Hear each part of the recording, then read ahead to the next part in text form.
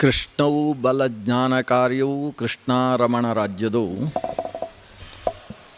ಪುಷ್ಣೀತಾಂ ಮಮ ಸದ್ಬುದ್ಧಿಂ ವೃಷ್ಣಿವಾಸಿಷ್ಠ ವಂಶಜೌ ಲಸತು ಶ್ರೀಮದಾನಂದ ತೀರ್ಥೇಂದುರ್ನೋ ಹೃದಂಬರೆ ಯದ್ವಚಶ್ಚಂದ್ರಿಕಾ ಸ್ವಾಂತ ಸಂತಾಪಂ ವಿನಿಕೃಂತತಿ ಭವತಿ ಯದನುಭಾವಾತ್ ಏಡಮೂಕೋಪಿ ವಾಗ್ಮಿ ಜಡಮತಿರಪಿ ಜಂತುರ್ಜಾಯತೆ ಪ್ರಾಜ್ಞಮೌಲಿಃ ಸಕಲ ವಚನಚೇತೋ ದೇವತಾ ಭಾರತೀ ಸಾ ಮಮ ವಚಸಿ ನಿಧತ್ತಾಂ ಸನ್ನಿಧಿಂ ಮಾನಸೇ ಚ ಆಪಾದಮೌಲಿಪರ್ಯಂತಂ ಗುರುಣಾಂ ಆಕೃತಿಂ ಸ್ಮರೇತ್ ತೇನ ವಿಘ್ನಾಃ ಪ್ರಣಶ್ಯಂತಿ ಸಿದ್ಧ್ಯಂತಿ ಚ ಮನೋರಥಾಃ ತಪಸ್ವಾಧ್ಯಾಯ ಶುಶ್ರೂಷಾ ಕೃಷ್ಣಪೂಜಾರತಂ ಮುನಿಂ ವಿಶ್ವೇಶಮಿಷ್ಟದಂ ವಂದೇ ಪರಿವ್ರಾಟ್ ಚಕ್ರವರ್ತಿನಂ. ಶ್ರೀ ಗುರುಭ್ಯೋ ನಮಃ. ನಾರಾಯಣಂ ನಮಸ್ಕೃತ್ಯ ನರಂಚೈವ ನರೋತ್ತಮಂ ದೇವೀಂ ಸರಸ್ವತೀಂ ವ್ಯಾಸಂ ತತೋ ಜಯಮುದೀರಯೇತ್.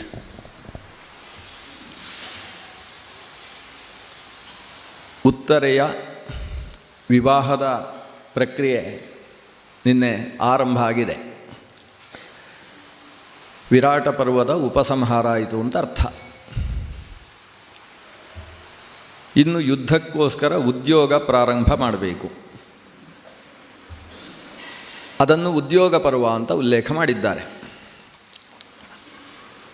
ಉತ್ತರೆಯ ವಿವಾಹ ನಿನ್ನೆ ಗೋಧೂಳಿ ಲಗ್ನದಲ್ಲಿ ಸ್ವಲ್ಪ ಅವಸರವಾಗಿ ನಡೆದಿದೆ. ಹಾಗಾಗಿ ಒಂದು 5 ನಿಮಿಷ ಮದುವೆ ಮಾಡಿಸಿ ಮತ್ತೆ ಉದ್ಯೋಗದ ಕಡೆಗೆ ಇವತ್ತು ಪ್ರವೇಶ ಮಾಡೋಣ. ಮದುವೆಯ ವಾಗ್ದಾನ ಪ್ರಕ್ರಿಯೆ ಅವತ್ತೇ ನಡೆದದ್ದು.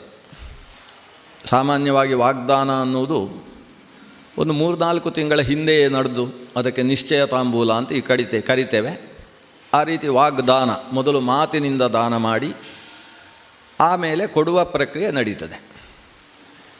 ಇವರ ವಾಗ್ದಾನ ಅನ್ನುವುದು ಶಾಸ್ತ್ರೀಯ ವಿಧಾನದ ಪ್ರಕಾರ ನಡೀಲಿಲ್ಲ.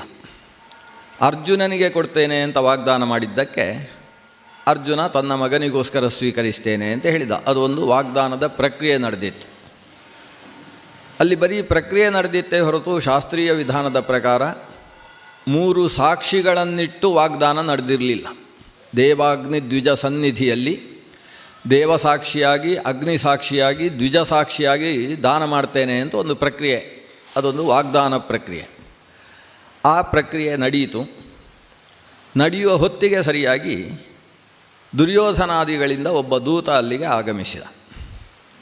ಅಂದರೆ ಇಲ್ಲಿಂದ ಹೊರಟವರು ಉಪಪ್ಲಾವ್ಯ ನಗರ ಅಥವಾ ವಿರಾಟನ ನಗರ, ವಿರಾಟ ಪಟ್ಟಣದಲ್ಲಿ ಪೆಟ್ಟು ತಿಂದು ಹೋದಂತಹ ಎಲ್ಲ ಕೌರವರು ಮಾರ್ಗ ಮಧ್ಯದಲ್ಲಿ ಕೂತು ಒಂದು ಪರಸ್ಪರ ಸಭೆಯನ್ನು ನಡೆಸ್ತಾರೆ. ಇನ್ನೂ ಕೂಡ ಅಜ್ಞಾತವಾಸ ಮುಗಿದಿಲ್ಲ. ಅಷ್ಟರಲ್ಲಿ ಅರ್ಜುನ ಪ್ರಕಟನಾಗಿದ್ದಾನೆ. ಮತ್ತೆ ವನವಾಸ ಅಜ್ಞಾತವಾಸಗಳಿಗೆ ಅವರು ಹೊರಡಬೇಕಾಗ್ತದೆ ಅಂತ ಒಬ್ಬ ದೂತನ ಹತ್ರ ಹೇಳಿ ಕಳಿಸ್ತಾರೆ.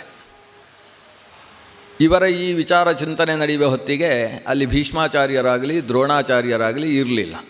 ಬೇಕು ಅಂತ ಅವರನ್ನು ಮೊದಲೇ ಕಳಿಸಿದ್ದಾರೆ. ನೀವು ಹೋಗಿ ವಿಶ್ರಾಂತಿ ತೆಗೊಳ್ಳಿ ಅಂತ ಕಳಿಸಿ ಇವರೇ ಒಂದು ಚಿಂತನೆ ಮಾಡಿ ದಿವಸ ಮುಗಿಲಿಲ್ಲ ಅಂತ ತೀರ್ಮಾನ ಮಾಡಿ ಕಳಿಸಿದರು. ಇಲ್ಲಿ ವಾಗ್ದಾನ ಪ್ರಕ್ರಿಯೆ ನಡೆಯುವ ಹೊತ್ತಿಗೆ ಸರಿಯಾಗಿ ಆ ದೂತ ಬಂದು ಹೇಳಿದ. ಧರ್ಮರಾಜ ನಕ್ಕು ಬಿಟ್ಟ. ಯಾವುದೇ ರೀತಿಯಲ್ಲೂ ಕೂಡ ಮಾನಸಿಕವಾಗಿ ಅದನ್ನು ತಗೊಳ್ಳಿಲ್ಲ. ಯಾವುದೇ ಒತ್ತಡಕ್ಕೀಡಾಗಲಿಲ್ಲ. ಸಾಮಾನ್ಯ ಇಂತಹ ಚರ್ಚೆಗಳು ಬಂದಾಗ ಮೊದಲು ಭಾರಿ ಚಿಂತನೆಯಲ್ಲಿ ತೊಡಗುವುದು ಧರ್ಮರಾಜ. ಆದರೆ ಇಲ್ಲಿ ಅದನ್ನಷ್ಟೇ ಸಲೀಸಾಗಿ ತಗೊಂಡವ ಹೇಳಿದ, ಇದನ್ನು ಭೀಷ್ಮಾಚಾರ್ಯರ ಹತ್ರ ಹೋಗಿ ಕೇಳಿ. ಇಷ್ಟು ಪುಟ್ಟ ಧರ್ಮದ ವಿಷಯದಲ್ಲಿ ನನ್ನ ಹತ್ರ ಬಂದು ಕೇಳಬೇಕು ಅಂತಿಲ್ಲ. ನೀವು ಭೀಷ್ಮಾಚಾರ್ಯರು ಏನು ತೀರ್ಮಾನ ಕೊಡ್ತಾರೆ, ವರ್ಷ ಮುಗಿಲಿಲ್ಲ ಅಂತ ಅವರು ಹೇಳಿದರೆ ನಾವು ಮತ್ತೆ ವನವಾಸ ಅಜ್ಞಾತವಾಸಗಳಿಗೆ ಹೋಗುವುದಕ್ಕೆ ಸಿದ್ಧ ಅಂತ ಭೀಷ್ಮಾಚಾರ್ಯ ಹತ್ರ ಕೇಳಿಕೊಳ್ಳಿ ಅಂತ ಹೋಗಿ ಹೇಳು ಅಂತ ಆ ದೂತನಿಗೆ ಆತನನ್ನು ಕಳಿಸಿಬಿಟ್ಟ. ಆ ದೂತ ಬಂದ, ದುರ್ಯೋಧನಾದಿಗಳ ಮುಂದೆ ಹಾಗೆ ಹೇಳಿದ. ಸರಿ, ಹೋಗಿ ಕೇಳೋಣ ಭೀಷ್ಮಾಚಾರ್ಯರ ಹತ್ರ ಅಂತ ಇವರೇ ಒಂದು ಚರ್ಚೆ, ಇವರದ್ದೇ ಆದ ಗಣಿತದ ಲೆಕ್ಕಾಚಾರ ಹಿಡ್ಕೊಂಡು ಹೋಗಿ ಭೀಷ್ಮನ ಮುಂದೆ ಪ್ರತಿಪಾದನೆ ಮಾಡಿದರು. ಭೀಷ್ಮಾಚಾರ್ಯರು ಮುಗಿದ ದಿವಸದ ಮರುದಿವಸ ನಮಗೆ ಅರ್ಜುನ ಕಂಡದ್ದು ಅನ್ನುವುದನ್ನು ಸ್ಫುಟಗೊಳಿಸಿದರು. ಸ್ಫುಟಗೊಳಿಸಿದ ಕ್ರಮ ಇಷ್ಟೇ. ವರ್ಷದಲ್ಲಿ ನಾವು ಸಾಮಾನ್ಯವಾಗಿ 2 ಲೆಕ್ಕಾಚಾರದಲ್ಲಿ ವರ್ಷವನ್ನು ಹೇಳ್ತೇವೆ. ಒಂದು ಚಾಂದ್ರಮಾನ, ಮತ್ತೊಂದು ಸೌರಮಾನ. ಚಾಂದ್ರಮಾನ ಅನ್ನುವುದಕ್ಕೆ ಅರ್ಥ ಚಂದ್ರ ಸುತ್ತತಕ್ಕಂತಹ ಲೆಕ್ಕಾಚಾರದಲ್ಲಿ ಚಂದ್ರನ ಚಲನೆಯನ್ನು ಪರಿಗಣಿಸಿಕೊಂಡು ಹುಣ್ಣಿಮೆ ಅಮಾವಾಸ್ಯೆ ಅನ್ನುವ ವ್ಯವಸ್ಥೆಯನ್ನು ಇಟ್ಟುಕೊಂಡು ಒಂದು ಬಾರಿ ಅಮಾವಾಸ್ಯೆ ಬಂದು ಮತ್ತೊಂದು ಬಾರಿ ಅಮಾವಾಸ್ಯೆ ಬಂತು ಅಂತಾದರೆ ಅಲ್ಲಿಗೆ 1 ತಿಂಗಳು ಅಂತ ಲೆಕ್ಕಾಚಾರ ಮಾಡಿ, ಅದರಲ್ಲಿ ಮಧ್ಯದಲ್ಲಿ ಚಂದ್ರ ಇರತಕ್ಕಂಥ ಪೂರ್ಣ ಚಂದ್ರ ಇರತಕ್ಕಂಥ ಹುಣ್ಣಿಮೆಯ ದಿವಸ ಚಿತ್ರಾ ನಕ್ಷತ್ರ ಇತ್ತು ಅಂತಾದರೆ ಅದನ್ನು ಚೈತ್ರ ಮಾಸ ಅಂತ ಕರಿಬೇಕು. ಹುಣ್ಣಿಮೆಯ ದಿವಸ ವಿಶಾಖ ನಕ್ಷತ್ರ ಇದ್ದರೆ ವೈಶಾಖ ಮಾಸ ಅಂತ ಕರಿಬೇಕು. ಹೀಗೆ ಜ್ಯೇಷ್ಠ ನಕ್ಷತ್ರ ಇದೆಯೋ ಫಲ್ಗುನಿ, ಪೂರ್ವ ಫಲ್ಗುನಿ, ಉತ್ತರ ಫಲ್ಗುನಿ ಅಂತ ಕರೆಸಿಕೊಳ್ಳುವ ಪೂರ್ವ, ಹುಬ್ಬ, ಉತ್ತರ ನಕ್ಷತ್ರಗಳಿದ್ದರೆ ಅದನ್ನು ಫಾಲ್ಗುಣ ಮಾಸ ಅಂತ ಕರಿಬೇಕು. ಉತ್ತರಾಭಾದ್ರ, ಪೂರ್ವಭಾದ್ರಗಳಿದ್ದರೆ ಭಾದ್ರಪದ ಮಾಸ ಅಂತ ಕರಿಬೇಕು. ಅದು ಪುಷ್ಯ ಇತ್ತು ಅಂತಾದರೆ ಪೌಷ ಮಾಸ ಅಂತ ಕರಿಬೇಕು. ಹೀಗೆ ಆ ಹುಣ್ಣಿಮೆಯ ದಿವಸ ಚಂದ್ರ ಯಾವ ನಕ್ಷತ್ರದಲ್ಲಿ ಕರಾರುವಾಕ್ಕಾಗಿ ಬರ್ತಾನೋ ಆ ನಕ್ಷತ್ರವನ್ನು ಅನುಸರಿಸಿಕೊಂಡು 12 ಮಾಸಗಳು. ಈ ಮಾಸಗಳು ಚೈತ್ರ ಮಾಸದಿಂದ ಮತ್ತೊಂದು ಚೈತ್ರ ಮಾಸ ಶುರು ಆಗಬೇಕಾದರೆ ಸರಿಯಾಗಿ 354 ದಿವಸಗಳಾಗ್ತವೆ. ಒಂದು ವರ್ಷ ಅಂತೇಳಿದರೆ ನಿಜವಾಗಿ 365 ದಿವಸಗಳು. ಯಾಕಂದರೆ 4 ವರ್ಷಕ್ಕೆ ಒಂದು ಬಾರಿ ಒಂದು ದಿವಸ ಜಾಸ್ತಿ ಬರ್ತದೆ ಅಂದರೆ ಅದರ ಅರ್ಥ ಏನು ಅಂತೇಳಿದರೆ 4 ವರ್ಷಕ್ಕೆ ಒಂದು ಬಾರಿ ಒಂದು ದಿವಸ ಜಾಸ್ತಿ ಬರುವುದಲ್ಲ. ಪ್ರತಿ ವರ್ಷವೂ ಕೂಡ 365 ವರ್ಷಕ್ಕೆ ಸರಿಯಾಗಿ ವರ್ಷ ಮುಗಿಯುವುದು. ಅಂದರೆ ಸೂರ್ಯ ಮೇಷದಿಂದ ಸಂಕ್ರಮಣ ಪ್ರಾರಂಭಿಸಿದವ, ಸಂಕ್ರಮಣ ಅನ್ನುವ ಶಬ್ದಕ್ಕೆ ಹೆಜ್ಜೆ ಹಿಡಿಯುವುದು ಅಂತ ಅರ್ಥ.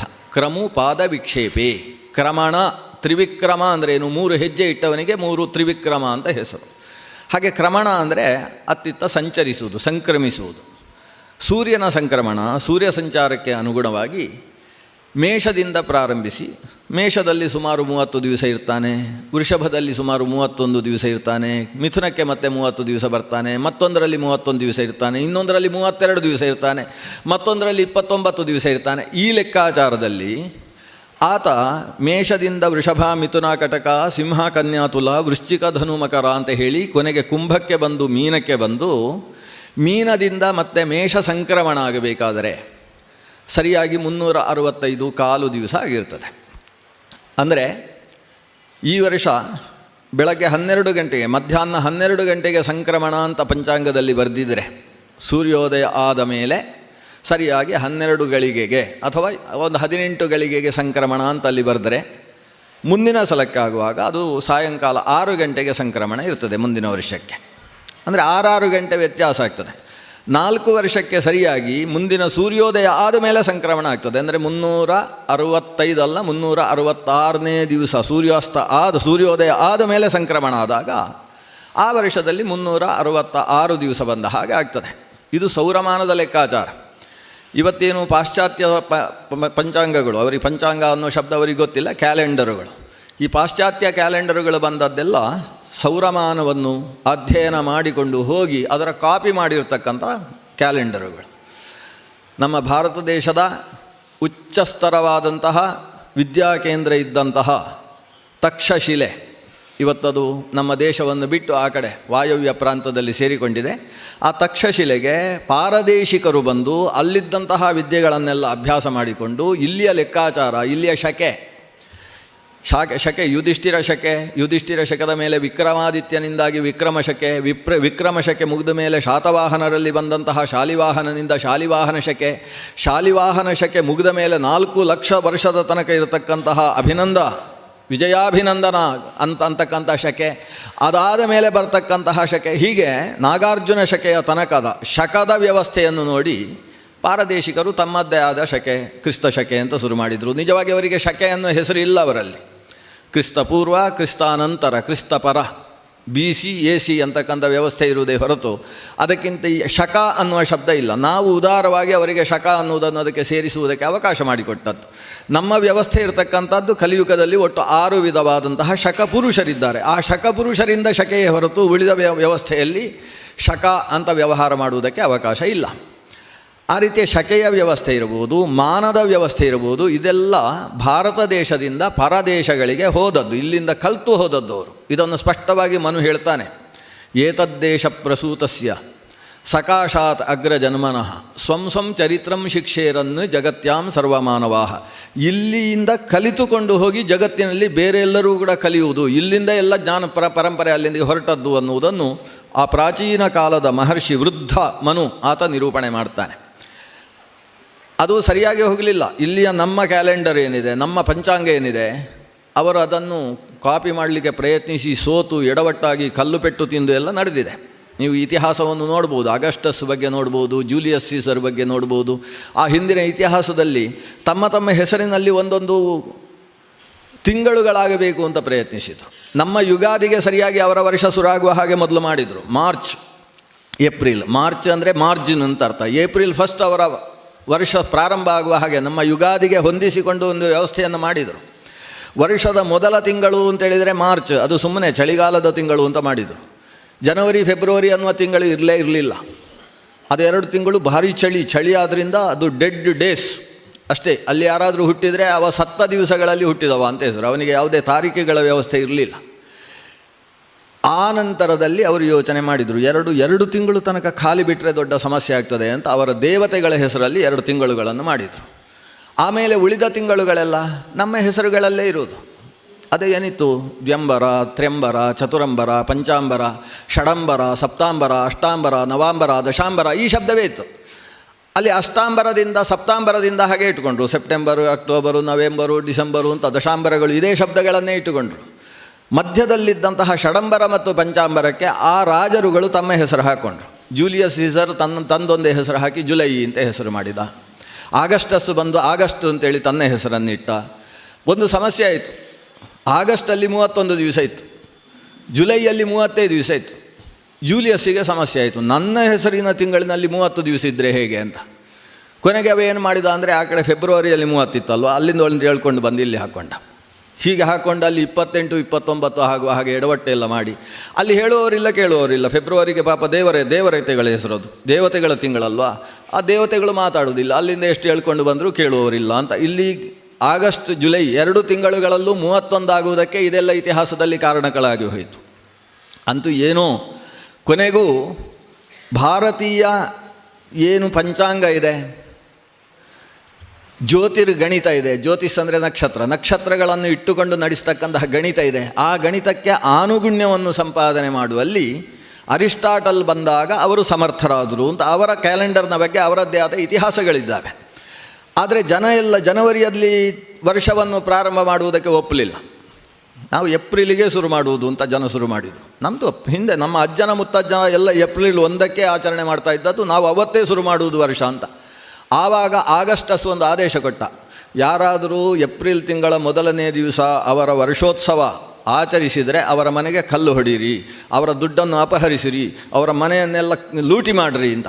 ಅಲ್ಲಿಂದ ಏಪ್ರಿಲ್ ಫೂಲ್ ಅನ್ನೋದು ಶುರುವಾಯಿತು. ಹೀಗೆ ಫೂಲನ್ನು ಶುರು ಮಾಡಿರುವಂಥದ್ದು, ನಾವು ಅದನ್ನು ಅನುಷ್ಠಾನ ಮಾಡಲಿಕ್ಕಿದ್ದೇವೆ. ವರ್ಷದ ಆರಂಭ ಯುಗಾದಿಯ ದಿವಸ ನಡಿಬಾರ್ದು ಅಂತ ಹೇಳುವ ಒಂದು ದೊಡ್ಡ ಆಂದೋಲನ ನಡೆದು ಕೊನೆಗೆ ಜನವರಿ 1ಕ್ಕೆ ವರ್ಷ ಆರಂಭ ಅಂತ ಪಾರದೇಶಿಕರ ನಿರ್ಧಾರವಾಯಿತು.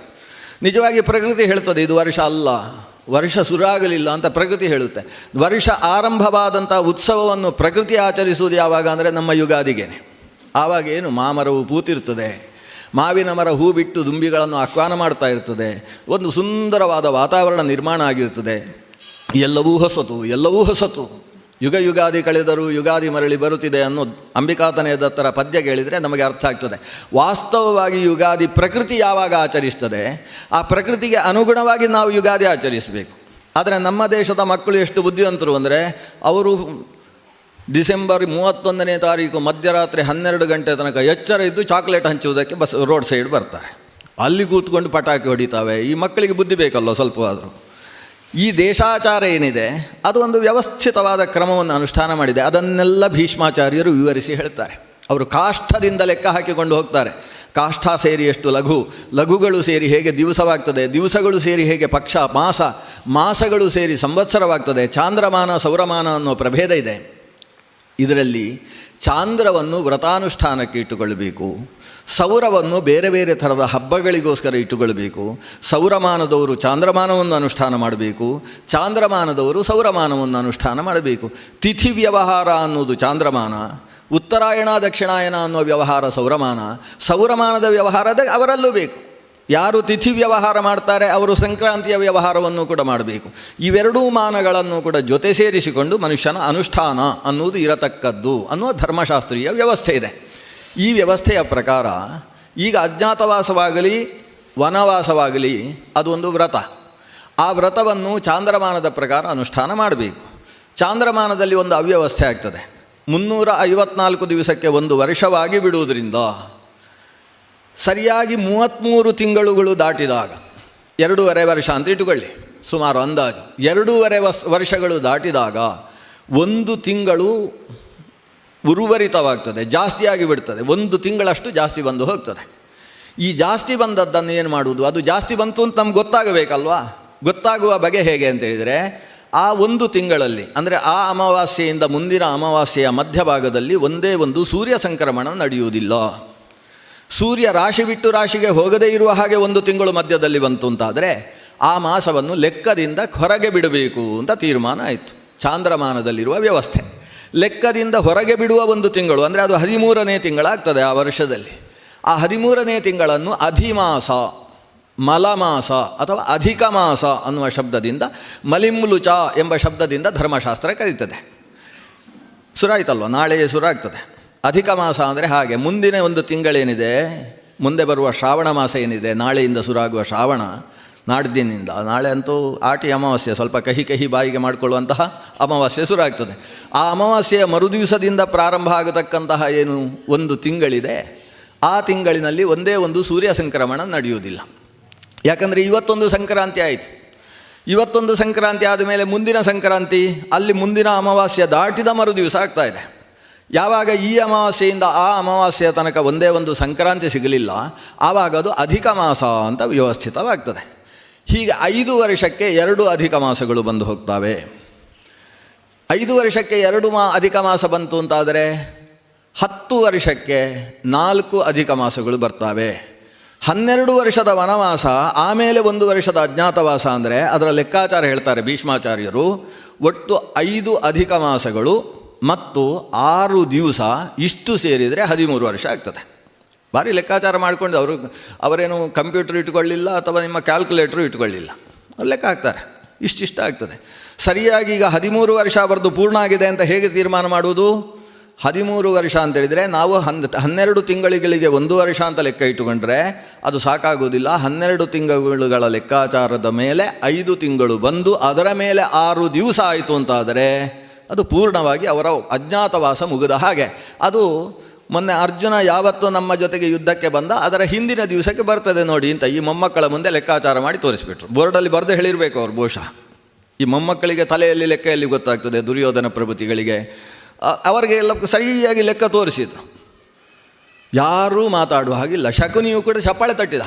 ಮತ್ತು ದುರ್ಯೋಧನ ಬಾಯಿ ಕಟ್ಟಿ ಹೋಯಿತು. ಇನ್ನು ಮುಗೀತಿದ್ದು, ಇನ್ನು ಒಪ್ಪಿಕೊಳ್ಳುವ ಅನಿವಾರ್ಯತೆ ಬಂತು ಅಂತ ದುರ್ಯೋಧನ ಎದ್ದು ನಿಂತ ಆ ಸಭೆಯಲ್ಲಿ ಭೀಷ್ಮಾಚಾರ್ಯರ ಮುಂದೆ ಹೇಳ್ತಾನೆ, ನಿಮ್ಮ ಲೆಕ್ಕಾಚಾರ ಸರಿ ಇದೆ, ಒಪ್ಪಿಕೊಳ್ತೇನೆ. ನಾಳೆ ಯಾರ ಹತ್ರವೂ ಕೂಡ ಅವರು ಲೆಕ್ಕಾಚಾರ ತಪ್ಪಿದ್ದಾರೆ, ಧರ್ಮ ತಪ್ಪಿದ್ದಾರೆ ಅಂತ ನಾನು ಹೇಳುವುದಿಲ್ಲ, ಇವತ್ತಿಗೆ ಮುಗೀತು ಆ ವಿಷಯ. ಆದರೆ ಅಣುಮಾತ್ರಮಪಿ ನದಾಸ್ಯೇ ಭೂಮಿ ಅಂತ, ಭೂಮಿಯಲ್ಲಿ 1 ಅಣುವಿನಷ್ಟು ಜಾಗವನ್ನು ನಾನು ಕೊಡುವುದಕ್ಕೆ ಸಿದ್ಧ ಇಲ್ಲ. ಬೇಕಾದರೆ ಅವರು ಬಲಾತ್ಕಾರ ಮಾಡಿ ತಗೊಳ್ಳಿ, ನಾನು ಕೊಡುವುದಕ್ಕೆ ಸಿದ್ಧ ಇಲ್ಲ. ಭೀಷ್ಮರು ಧೃತರಾಷ್ಟ್ರನ ಮುಖ ನೋಡಿದರು. ಧೃತರಾಷ್ಟ್ರ ಗಾಂಧಾರಿಯ ಮುಖ ನೋಡುವ ಹಾಗೆ ತಲೆ ತಿರುಗಿಸಿದ. ಆದರೆ ಅವನಿಗೆ ಅವಳು ಕಾಣಿಸಲಿಲ್ಲ, ಅವಳಿಗೆ ಇವನು ಕಾಣಿಸಲಿಲ್ಲ, ಅದು ಬೇರೆ ಪ್ರಶ್ನೆ. ಅವರಿಬ್ಬರು ಮುಖ ನೋಡಿಕೊಂಡ್ರಂತೆ. ಯಾರೂ ಏನೂ ಮಾತಾಡಲಿಲ್ಲ. ಅಲ್ಲಿಗೆ ಸಭೆ ವಿಸರ್ಜನೆ ಆಯಿತು. ಹೀಗೊಂದು ಘಟನೆ ನಡೆದು ಹೋಯಿತು. ಇಲ್ಲಿ ಅಂತೂ ಮದುವೆಯ ಸಂಭ್ರಮ. ಅಲ್ಲಿ ಪ್ರತಿಯೊಬ್ಬರೂ ತಲೆಯಲ್ಲಿ ಇವನು ಏನು ಅಣು ಮಾತ್ರವೂ ಭೂಮಿ ಕೊಡುವುದಿಲ್ಲ ಅಂತ ಹೇಳ್ತಾನೆ, ಗಲಾಟೆ ಆಗ್ತದೆ, ಗಲಾಟೆ ಆದರೆ ನಾವೆಲ್ಲ ಸಾಯ್ತೇವೆ ಅಂತ ಅಲ್ಲಿ ಅವರದೆಲ್ಲ ಆಲೋಚನೆ. ಅವರು ಸ್ಮಶಾನಕ್ಕೆ ಎಲ್ಲಿ ಹೋಗಬೇಕು ಅಂತ ಅವರ ಆಲೋಚನೆ ಮಾಡ್ತಾಯಿದ್ದಾರೆ. ಇಲ್ಲಿ ಮದುವೆಯ ಸಂಭ್ರಮ ನಡೀತಾ ಇದೆ. ಇವರು 13 ವರ್ಷ ಪೂರ್ತಿ ಮುಗಿಸಿದಂತಹ ಪಾಂಡವರು ಉಪಪ್ಲಾವ್ಯ ನಗರದಲ್ಲಿ ವಿರಾಟನ ಸನ್ನಿಧಾನದಲ್ಲಿ ಶ್ರೀಕೃಷ್ಣ ಆಗತಾನೆ ಬಂದಿದ್ದಾನೆ. ಅವನ ಆಧ್ವರ್ಯವದಲ್ಲಿ ನಡೆದಂತಹ ಧೌಮ್ಯರ ಪೌರೋಹಿತ್ಯದಲ್ಲಿ ವಿವಾಹ ನಡೆಯಿತು. ವಿವಾಹದ ಬಗ್ಗೆ ವರ್ಣನೆ ಮಾಡ್ತಾರೆ ವ್ಯಾಸರು. ಆ ವಿವಾಹದ ಸಂದರ್ಭದಲ್ಲಿ ಹೆಂಗಸರೆಲ್ಲ ಅಲಂಕೃತರಾಗಿ ಓಡಾಡ್ತಾ ಇದ್ದಾರೆ. ಪ್ರತಿಯೊಬ್ಬರಿಗೂ ಭಾರಿ ಆನಂದ, ಉತ್ಸಾಹ. ರಾತ್ರಿ ನಿದ್ದೆಗೆಟ್ಟು ವ್ಯವಸ್ಥೆಗಳನ್ನು, ಅಲಂಕರಣೆಗಳನ್ನು, ರಂಗವಲ್ಲಿಗಳನ್ನು, ತೋರಣಗಳನ್ನು ವ್ಯವಸ್ಥೆ ಮಾಡಿದ್ದಾರೆ. ಅಷ್ಟೂ ಹೆಂಗಸರಲ್ಲಿ ಭಾರೀ ಕೆಲಸ ಮಾಡಿದ್ಯಾರು ಅಂತ ಯಾರಿಗಾದರೂ ಬಹುಮಾನ ಕೊಡಬೇಕಾದ್ರೆ ಯಾವುದಾದ್ರೂ ಯುವತಿಗೆ ಕೊಡಬೇಕು. ಯಾವ ಯುವತಿಗೆ ಕೊಡಬೇಕು ಅಂದರೆ 76 ವರ್ಷದ ದ್ರೌಪದಿ ದೇವಿಗೆ ಕೊಡಬೇಕು ಅಂತ ವೇದವ್ಯಾಸರು ತೀರ್ಮಾನ ಮಾಡೋದು. ಅಷ್ಟರಲ್ಲಿ ಪರಮಸುಂದರಿಯಾಗಿ ಅಲಂಕೃತಳಾಗಿದ್ದವಳು ಯಾರು ಅಂದರೆ ದ್ರೌಪದಿ ದೇವಿ. ಭಾರೀ ಕೆಲಸ ಮಾಡಿದವಳು ಯಾರು ಅಂತೇಳಿದರೆ ದ್ರೌಪದಿ ದೇವಿ. ಎಲ್ಲವನ್ನೂ ವಿವಾಹದ ಯಾವ ಹೊತ್ತಿಗೆ ಯಾವ ಗುಂಪು ಯಾವ ಕೆಲಸ ಮಾಡಬೇಕು ಅನ್ನುವ ಸ್ತ್ರೀಯರ ಪೌರೋಹಿತ್ಯವನ್ನು ನಿರ್ವಹಿಸಿದವಳು ದ್ರೌಪದಿ ದೇವಿ. ಕೊನೆಗೆ ದ್ರೌಪದಿ ದೇವಿಗೆ ಸಹಕಾರಕ್ಕೆ ಬಂದವರು ಯಾರು? ಸುಭದ್ರೆ ಅದು ಭಾರಿ ದಪ್ಪ ಸೀರೆ ಉಟ್ಟರೆ ಕೆಲವು ಸಲ ಕೆಲಸ ಹೆಚ್ಚು ಮಾಡಲಿಕ್ಕೆ ಆಗೋದಿಲ್ಲ. ಸುಭದ್ರೆಯ ಮಗನಿಗೆ ಅಲ್ವಾ ಮದುವೆ, ಅಭಿಮನ್ಯುವಿನ ಮದುವೆ ಅಂತ ಹೇಳಿಕೊಂಡು ಆಕೆ ಕೂತಲ್ಲೇ ಕೆಲಸ ಜಾಸ್ತಿ ಅವಳದ್ದು. ಓಡಾಡುವ ಕೆಲಸವನ್ನು ಅಷ್ಟನ್ನು ಕೂಡ ನಿರ್ವಾಹ ಮಾಡಿರ್ತಕ್ಕಂತಹ ವ್ಯಕ್ತಿತ್ವ ದ್ರೌಪದಿ ದೇವಿಯದ್ದು. ವಿವಾಹ ಸಂಪನ್ನವಾಯಿತು.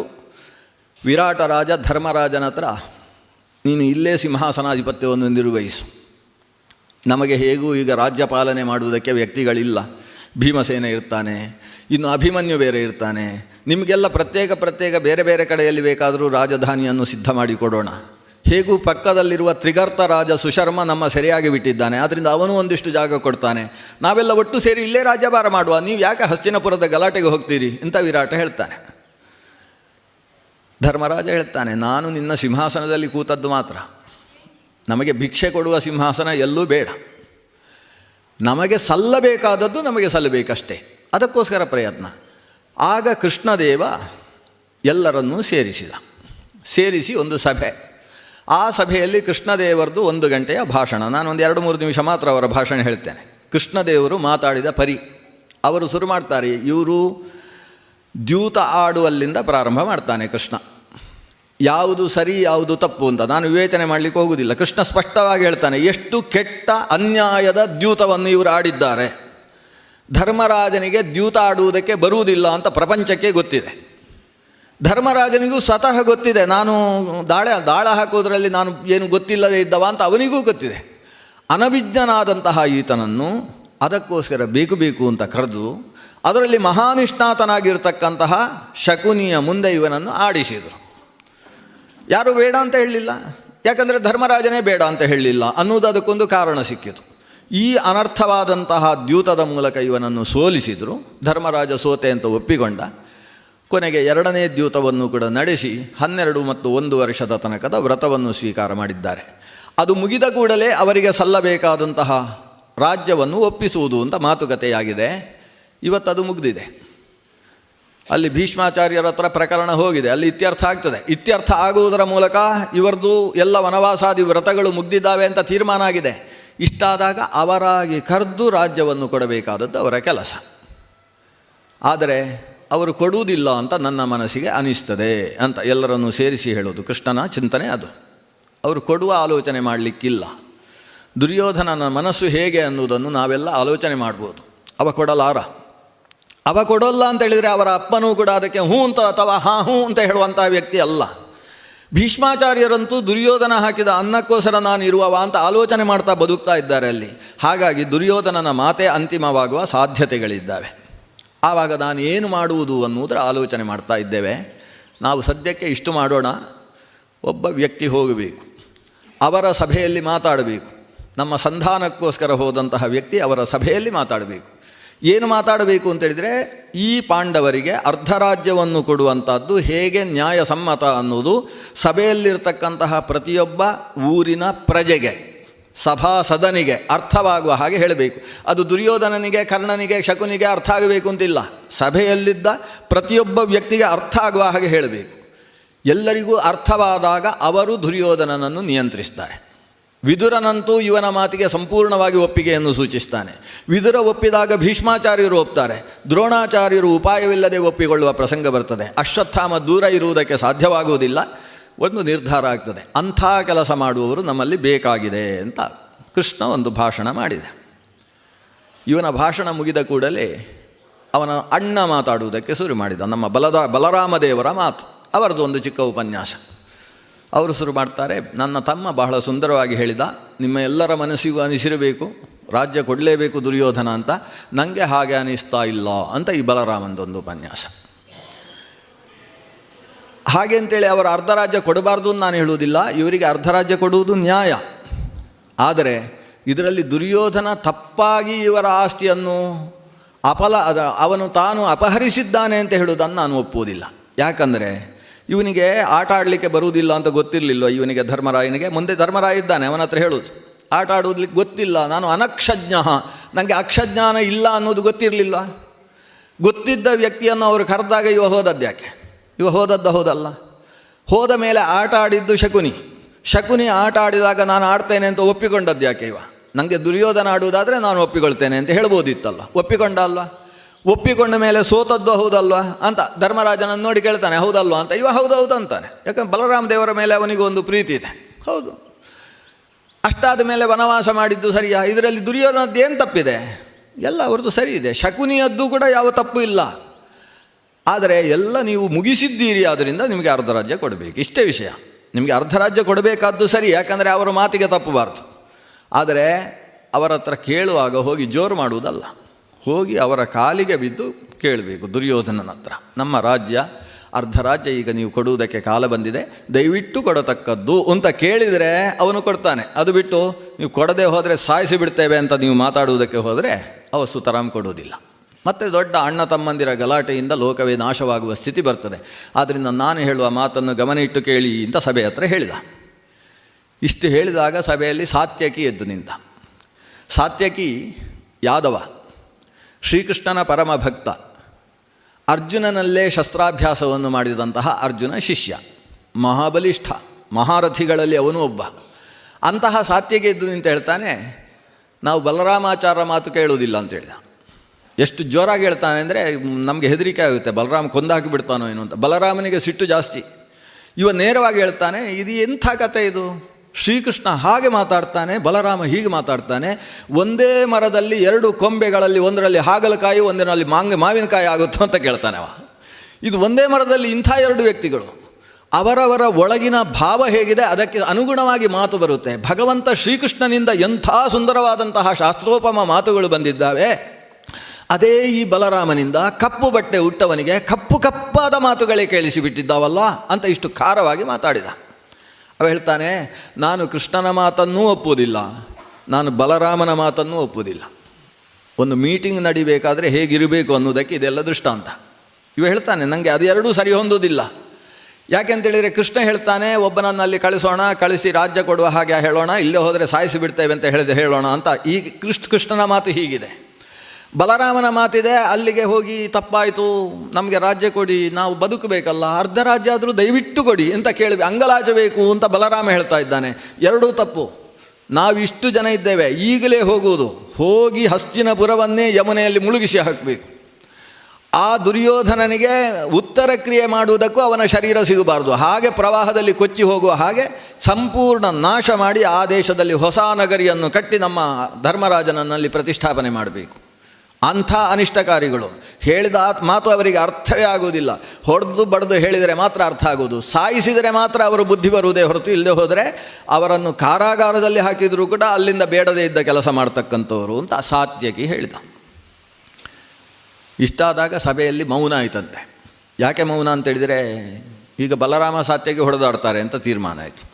ಆದರೆ ಪಕ್ಕದಲ್ಲಿ ಕೃಷ್ಣ ಇರುವುದರಿಂದ ಎಲ್ರಿಗೂ ಧೈರ್ಯ, ಏನೂ ಸರಿ ಹೋಗ್ತದೆ. ಅಷ್ಟು ಹೊತ್ತಿಗೆ ದ್ರುಪದ ಮಹಾಶಯರು ಎದ್ದರು. 800 ವರ್ಷದ ಯುವಕ, ಭೀಷ್ಮನಿಗೂ ದ್ರುಪದನಿಗೂ ಸರಿಸಮಾನವಾದ ವಯಸ್ಸು. ದ್ರುಪದ ಎದ್ದು ನಿಂತು ಹೇಳ್ತಾನೆ, ಕೃಷ್ಣ ಚೆನ್ನಾಗಿ ಹೇಳಿದ ವಿಷಯವನ್ನು, ಆದರೆ ಬಲರಾಮ ಹೇಳಿದ ವಿಷಯ ಏನಿದೆ ಅದು ನನ್ನ ಇಷ್ಟು ದೀರ್ಘಾವಧಿಯ ಅನುಭವವನ್ನಿಟ್ಟು ನೋಡಿದಾಗ ಅವ ಸರಿಯಾಗಿ ಹೇಳ್ತಾ ಇಲ್ಲ. ಬಲರಾಮಂ ನಮನ್ವೇಹಂ, ಬಲರಾಮ ಹೇಳಿದ ವಿಷಯಕ್ಕೆ ನನ್ನ ಅನುಮತಿ ಇಲ್ಲ, ನಾನು ಅದನ್ನು ಒಪ್ಪುವುದಿಲ್ಲ, ಅನುಮೋದನೆ ಕೊಡುವುದಕ್ಕೆ ಸಾಧ್ಯ ಇಲ್ಲ. ಕೃಷ್ಣ ಚೆನ್ನಾಗಿ ಹೇಳಿದ, ಆದರೆ ಸಾತ್ಯಕಿ ಇನ್ನೂ ಹುಡುಗರು ಹಾಗೆ ಮಾತಾಡುವುದೇ ಚಂದ. ಆದರೆ ನಾವು ಸಾತ್ಯಕಿ ಹೇಳಿದ ಹಾಗೆ ಸೀದಾ ಹೊಡೆಯುವುದಕ್ಕೆ ಹೋಗಬಾರ್ದು. ಯಾಕಂದರೆ ಹೊಡೆಯುವುದು ಅನಿವಾರ್ಯವಾಗ್ತದೆ, ಆದರೆ ಈಗ ಹೊಡಿಬಾರ್ದು. ಜನ ಬೇರೆ ಥರ ಮಾತಾಡಿಕೊಳ್ತಾರೆ. ದುರ್ಯೋಧನನ ಹತ್ರ ಹೋಗಿ ಒಂದು ಗ್ರಾಮವನ್ನಾದರೂ ಕೇಳ್ಬೋದಿತ್ತಲ್ವ, ಊರನ್ನಾದರೂ ಕೊಡು ಅಂತ ಕೇಳ್ಬೋದಿತ್ತಲ್ವ, ಅದರಿಂದಾಗಿ ವಂಶದ ಉಳಿಕೆ ಆಗ್ತಿತ್ತಲ್ವ, ಯಾಕೆ ಇಷ್ಟು ಆಲೋಚನೆ ಮಾಡಲಿಲ್ಲ ಪಾಂಡವರು ಅಂತ ಹೀಗೆ ಒಂದು ತಪ್ಪು ಕಲ್ಪನೆ ಬರ್ತದೆ. ಅದಕ್ಕೋಸ್ಕರ ಕೃಷ್ಣ ಹೇಳಿದ ಹಾಗೆ ನಾವು ಸಂಧಾನಕ್ಕೋಸ್ಕರ ಒಬ್ಬನನ್ನು ಕಳಿಸಿಕೊಡುವುದು ಸರಿಯಾದ ಸಮಂಜಸವಾದಂತಹ ಕ್ರಮ ಇದೆ. ದೃಪದ ಹೇಳಿದ ಮಾತುಗಳಲ್ಲಿ ಕೆಲವು ರಾಜನೀತಿಯ ಪ್ರಮುಖವಾದ ವಿಷಯಗಳೆಲ್ಲ ಬಂದು ಹೋಗ್ತಾರೆ. ನಾವು ಅಕಸ್ಮಾತ್ ಪೊಲಿಟಿಕಲ್ ಸೈನ್ಸ್ ಓದುವುದಾದರೆ ಈ ದೃಪದನ ಮಾತುಗಳನ್ನೆಲ್ಲ ಅಭ್ಯಾಸ ಮಾಡಬೇಕು. ರಾಜಕೀಯ ಶಾಸ್ತ್ರದಲ್ಲಿ ಪ್ರಮುಖವಾಗಿ ಆತ ಹೇಳ್ತಕ್ಕಂಥ ವಿಷಯ, ಇಲ್ಲಿಯ ತನಕ ಅಧಿಕಾರವನ್ನು ಅನುಭವಿಸಿದಂತಹ ವ್ಯಕ್ತಿಗೆ ತನ್ನ ಭೂಮಿಯ ಒಂದು ತುಂಡನ್ನು ಬಿಟ್ಟುಕೊಡುವುದಕ್ಕೆ ಮನಸ್ಸು ಬರುವುದಿಲ್ಲ. ಭೂಮಿ ಅನ್ನುವುದು ಮಾದಕ, ಮದವನ್ನು ಹುಟ್ಟಿಸತಕ್ಕಂಥದ್ದು. ಯಾವುದು ಮೂರನ್ನು ಹೇಳ್ತಾರಲ್ಲ, ಹೆಣ್ಣು, ಮಣ್ಣು, ಹೊನ್ನು ಅಂತ ಹೇಳುವುದಿಲ್ವ? ಈ ಮೂರೂ ಕೂಡ ಮಾದಕವಾದದ್ದು. ಅದು ಅವರ ಕೈಯಲ್ಲಿದೆ ಅಂದರೆ ಅದರ ಒಂದು ತುಂಡು ಹೊರಗೆ ಹೋಗದೇ ಇರುವ ಹಾಗೆ ನೋಡಿಕೊಳ್ಳಬೇಕು ಅನ್ನುವ ಮನಸ್ಥಿತಿ ಬಂದು ಹೋಗ್ತದೆ. ಅದನ್ನು ಬಿಟ್ಟು ಕೊಡುವುದಕ್ಕೆ ಮನಸ್ಸೇ ಆಗುವುದಿಲ್ಲ. ಇದು ಅಧಿಕಾರವನ್ನು ಅಥವಾ ಸ್ವಾಯತ್ತತೆಯನ್ನು ಅನುಭವಿಸಿದಂತಹ ವ್ಯಕ್ತಿಯಲ್ಲಿ ಬರುವ ಸಾಮಾನ್ಯವಾದಂತಹ ಭಾವ. ಅಂತಹ ಭಾವ ಇದ್ದಂತಹ ವ್ಯಕ್ತಿಗೆ ಮಾತನಾಡಬೇಕಾದರೆ ಕೇವಲ ಸಾಮ ಅನ್ನುವುದು ಸಾಕಾಗುವುದಿಲ್ಲ, ಭೇದ ಅನ್ನುವುದು ಸಾಕಾಗುವುದಿಲ್ಲ, ದಂಡ ಭಯ ಅನ್ನುವುದು ಅನಿವಾರ್ಯವಾಗ್ತದೆ. ಆದ್ದರಿಂದ ನಾವು ಯಾರನ್ನು ಸಂಧಾನಕ್ಕೋಸ್ಕರ ಕಳಿಸ್ತೇವೋ ಅಂತಹ ವ್ಯಕ್ತಿ ಅಲ್ಲಿ ಸಮಗ್ರದಲ್ಲಿ ಚಿಂತನೆಯನ್ನು ಮುಂದಿಡಬೇಕು. ಚಿಂತನೆಯನ್ನು ಮುಂದಿಟ್ಟ ಮೇಲೆ ಇಂಥದ್ದಕ್ಕೆ ನೀವು ಒಗ್ಗಲಿಲ್ಲ ಅಂತ ಹೇಳಿದರೆ ಸಂಪೂರ್ಣವಾಗಿ ನಾಶ ಮಾಡಿ ತೆಗೊಳ್ಳುವುದಕ್ಕೆ ಸಿದ್ಧ ಇದ್ದೇವೆ ಅನ್ನೋ ಮಾತನ್ನು ಹೇಳಲೇಬೇಕು. ಇದನ್ನು ಹೇಳದೇ ಹೋದ ಪಕ್ಷದಲ್ಲಿ ಅಲ್ಲಿಂದ ಒಂದು ತುಂಡು ಭೂಮಿಯು ನಮಗೆ ಸಿಗುವುದಕ್ಕೆ ಸಾಧ್ಯ ಇಲ್ಲ ಅಂತ ಸ್ಪಷ್ಟಪಡಿಸಿದ್ದ ದೃಪದ. ಇನ್ನೊಂದು ಮಾತು ಹೇಳಿದ, ಕುರಿಗಳಿಗೆ ಕೋಲನ್ನು ಗಾಳಿಯಲ್ಲಿ ಬೀಸಿ ಶಬ್ದ ಮಾಡಿದರೆ ಸಾಕಾಗ್ತದೆ. ಜ್ವಯ್ ಜ್ವಯ್ ಅಂತ ಗಾಳಿಯಲ್ಲಿ ಬೀಸಿದರೆ ಅದು ಸರಿಯಾದ ದಾರಿಯಲ್ಲಿ ಹೋಗ್ತದೆ, ಅದಕ್ಕೆ ಹೊಡಿಬೇಕಾದ ಅವಶ್ಯಕತೆ ಇಲ್ಲ. ಆದರೆ ಕೋಣಗಳಿಗೆ ಹಾಗಲ್ಲ, ಬೆನ್ನಿಗೆ ಹೊಡೆದ್ರೇ ಅದು ಸರಿಯಾಗೋದು ಅಂತ ಈ ದುರ್ಯೋಧನಾದಿಗಳನ್ನು ಕೋಣಗಳಿಗೆ ಹೋಲಿಸಿದ. ಇದು ಕುರಿಗಳಲ್ಲ, ಇದು ಕೋಣಗಳು. ಕೋಣಗಳ ಕಥೆ ಹೇಗೆ ಅಂತೇಳಿದರೆ, ಯಾವುದೋ ಬೆನ್ನಿಗೆ ಒಂದು ಹೊಡೆದ್ರೆ ಅದಕ್ಕೆ ಯಾರಿಗೋ ಎಲ್ಲೋ ಹೊಡೆಯುತ್ತಿದ್ದಾರೆ ಅಂತ ಒಂದು ಜ್ಞಾನ ಬರ್ತದೆ. ಆಮೇಲೆ ಅದೇ ಜಾಗದಲ್ಲಿ ಎರಡನೇ ಪೆಟ್ಟು ಬಿದ್ದಾಗ ನನಗೇ ಎಲ್ಲಿಗೋ ಹೊಡಿತಾ ಇದ್ದಾರೆ ಅಂತ ಆಮೇಲೆ ಜ್ಞಾನ ಬರ್ತದೆ. ಮೂರನೇ ಪೆಟ್ಟು ಅದೇ ಜಾಗಕ್ಕೆ ಬಿದ್ದಾಗ ನನ್ನ ಬೆನ್ನಿಗೆ ಪೆಟ್ಟು ಬೀಳ್ತಾ ಇದೆ ಅಂತೇಳಿ ಆಮೇಲೆ ರಸ್ತೆಯಿಂದ ಆ ಕಡೆ ಹೋಗಿ ಮಾರ್ಗ ಬಿಟ್ಟು ಕೊಡುತ್ತೆ. ಇದು ಕೋಣಗಳ ಸ್ಥಿತಿ. ನಮ್ಮ ದುರ್ಯೋಧನ ಅವ ಕುರಿಯ ಹಾಗಿಲ್ಲ, ಅವ ಕೋಣಗಳ ಹಾಗಿದ್ದಾನೆ. ಆದ್ದರಿಂದ ಇವರಿಗೆಲ್ಲ ಪೆಟ್ಟು ಕೊಡದೆ ಹೋದರೆ ನಮಗೇನೂ ಸಿಗಲಾರದು. ಸಭೆ ಅದಕ್ಕೆ ಪ್ರತಿಯಾಗಿ ಯಾರೂ ಮಾತಾಡಲಿಲ್ಲ.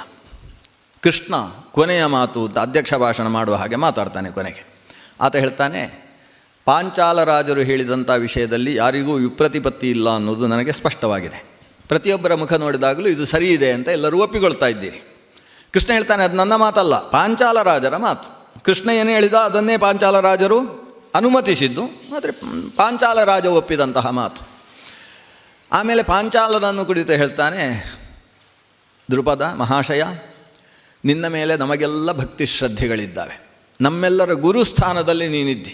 ಇವತ್ತು ಇಲ್ಲಿ ಇರತಕ್ಕಂಥ ವ್ಯಕ್ತಿಗಳಲ್ಲಿ ವಿರಾಟನಷ್ಟೇ ಹಿರಿಯನಾದಂತಹ ನೀನು ವಿರಾಟನಿಗೂ ಹಿರಿಯನಾಗಿ ಕಾಣಿಸ್ತಾ ಇದ್ದಿ.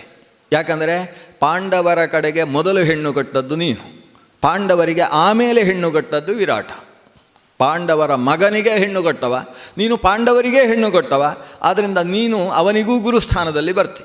ಆದ್ದರಿಂದ ಇವತ್ತು ಪಾಂಡವರಿಗೆ ಸಿಗಬೇಕಾದ ನ್ಯಾಯ ಸಿಗುವ ಹೋರಾಟದಲ್ಲಿ ಮುನ್ನೇತೃವನ್ನಾಗಿ ನಿನ್ನನ್ನು ನಿಯಮಿಸ್ತಾ ಇದ್ದೇವೆ ಅಂತ ಬಹುಶಃ ಎಲ್ಲರೂ ಚಪ್ಪಾಳೆ ಹೊಡೆದಿದ್ದಾರೆ, ಆಗಬಹುದು ಅಂತ ಚಪ್ಪಾಳೆ ಹೊಡೆದಿದ್ದಾರೆ. ಆ ಚಪ್ಪಾಳೆಗೆ ಅನುಗುಣವಾಗಿ ಒಪ್ಪಿಗೆ ಆಯಿತು. ಇನ್ನು ಮುಂದಿನ ವ್ಯವಸ್ಥೆಗೆ ಯಾರು? ದೃಪದ. ಇನ್ನು ಪಾಂಡವರಿಗೆ ರಾಜ್ಯ ಸಿಗುವಲ್ಲಿಯ ತನಕದ ಜವಾಬ್ದಾರಿ ದೃಪದನಿಗೆ. ಕೃಷ್ಣ ಬಚಾವಾಗಿ ಬಿಟ್ಟ, ಇನ್ನು ನಂದೇನಿಲ್ಲ, ಎಲ್ಲ ದೃಪದ ನೋಡಿಕೊಂಡ್ರೆ ಸರಿ. ಯಾಕಂದರೆ ಇಡೀ ಸಭೆ ಅಂಗೀಕಾರ ಮಾಡಿತು. ಅದು ಎಷ್ಟು 7 ಅಕ್ಷೌಹಿಣಿ ಸೈನ್ಯ ಸೇರಿದೆ, ಆ ಅಕ್ಷೌಹಿಣಿ ನಾಥರೆಲ್ಲ ಸೇರಿದ್ದಾರೆ. ಆ ಸಭೆಯಲ್ಲಿ ಇವ ಹೇಳಿದಂಥ ಮಾತು ಎಲ್ಲರೂ ಒಪ್ಪಿಕೊಂಡ್ರು. ದೃಪದನಿಗೂ ಖುಷಿಯಾಯಿತು. ಆಗಲಿ, ನನಗೊಂದು ದೊಡ್ಡ ಸ್ಥಾನಮಾನ ಕೊಟ್ಟಿದ್ದಾರೆ. ದೃಪದ ಹೇಳಿದ, ನಾನು ಸಂಪೂರ್ಣ ಜವಾಬ್ದಾರಿ ತಗೊಳ್ತೇನೆ. ಈಗ ಅಲ್ಲಿಗೆ ಸಂಧಾನಕ್ಕೋಸ್ಕರ ಕಳಿಸುವ ವ್ಯವಸ್ಥೆಯನ್ನು ನಾನು ನೋಡಿಕೊಳ್ತೇನೆ, ಆದರೆ ಸಲಹೆ ಸೂಚನೆ ನಿಮ್ಮಗಳಿಂದ ಬೇಕು. ಜೊತೆಗೆ ನಂದೆಲ್ಲ ತಲೆ ಸ್ವಲ್ಪ ಹಣ್ಣಾಗೋಗಿದೆ, ಆದ್ದರಿಂದ ನನ್ನ ಮಗ ದೃಷ್ಟದ್ಯುಮ್ನ ಗಟ್ಟಿದ್ದಾನೆ, ಆದ್ದರಿಂದ ಸೇನಾನಾಯಕನನ್ನಾಗಿ ಅವನನ್ನೇ ಇಟ್ಟುಕೊಳ್ಳಿ. ಅವನ ಹತ್ರ ಹೇಳಿದರೆ ನನ್ನ ಹತ್ರ ಹೇಳಿದ ಹಾಗೆ ಅವನು ಜೊತೆಗಿರ್ತಾನೆ.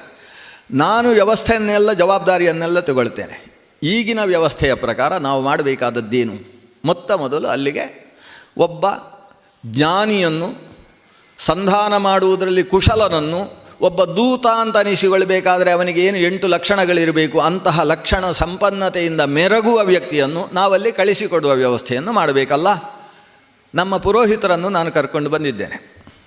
ಇಲ್ಲಿ ಆ ಮದುವೆಗೆ ಏನಾದರೂ ಪುರೋಹಿತರು ಕಡಿಮೆ ಆದರೆ ಅಂತ. ಇವತ್ತಿನ ಹಾಗೆ 2 ಪುರೋಹಿತರಿದ್ದರೆ ಎಲ್ಲ ಮದುವೆ ನಡೆಯುವುದಿಲ್ಲ. ಮದುವೆ ನಡಿಬೇಕಾದರೆ ಕನಿಷ್ಠ 8 ಪುರೋಹಿತರು ಬೇಕಾಗ್ತದೆ. ಯಾಕಂದರೆ ಸೂರ್ಯಾವರ್ಗಾದಿಗಳನ್ನು ಪಠನ ಮಾಡಬೇಕು, ಇತ್ಯಾದಿ ಕೆಲಸಗಳುಂಟು. ಹಾಗಾಗಿ ನಮ್ಮ ಪುರೋಹಿತರನ್ನು ಬರುವಾಗ ನಾನೊಂದು ಕರ್ಕೊಂಡು ಬಂದಿದ್ದೇನೆ. ಮಹಾಜ್ಞಾನಿಗಳು, ಚತುರ್ವೇದ ಪಾರಂಗತರು, ಜೊತೆಗೆ ಅಷ್ಟಶಾಸ್ತ್ರ ಸಂಪನ್ನರು, 14 ವಿದ್ಯೆಗಳಲ್ಲೂ ಕೂಡ ನಿಷ್ಣಾತರಾದವರು. ಅಂಥ ಜ್ಞಾನಿಗಳಾದ ವಯಸ್ಕರಾದ ನಾನು ನಮಸ್ಕಾರ ಮಾಡುವ ಆ ಹಿರಿಯರನ್ನು ಇದಕ್ಕೆ ಕಳಿಸುವುದಕ್ಕೆ ನಾನು ಸಿದ್ಧ ಇದ್ದೇನೆ.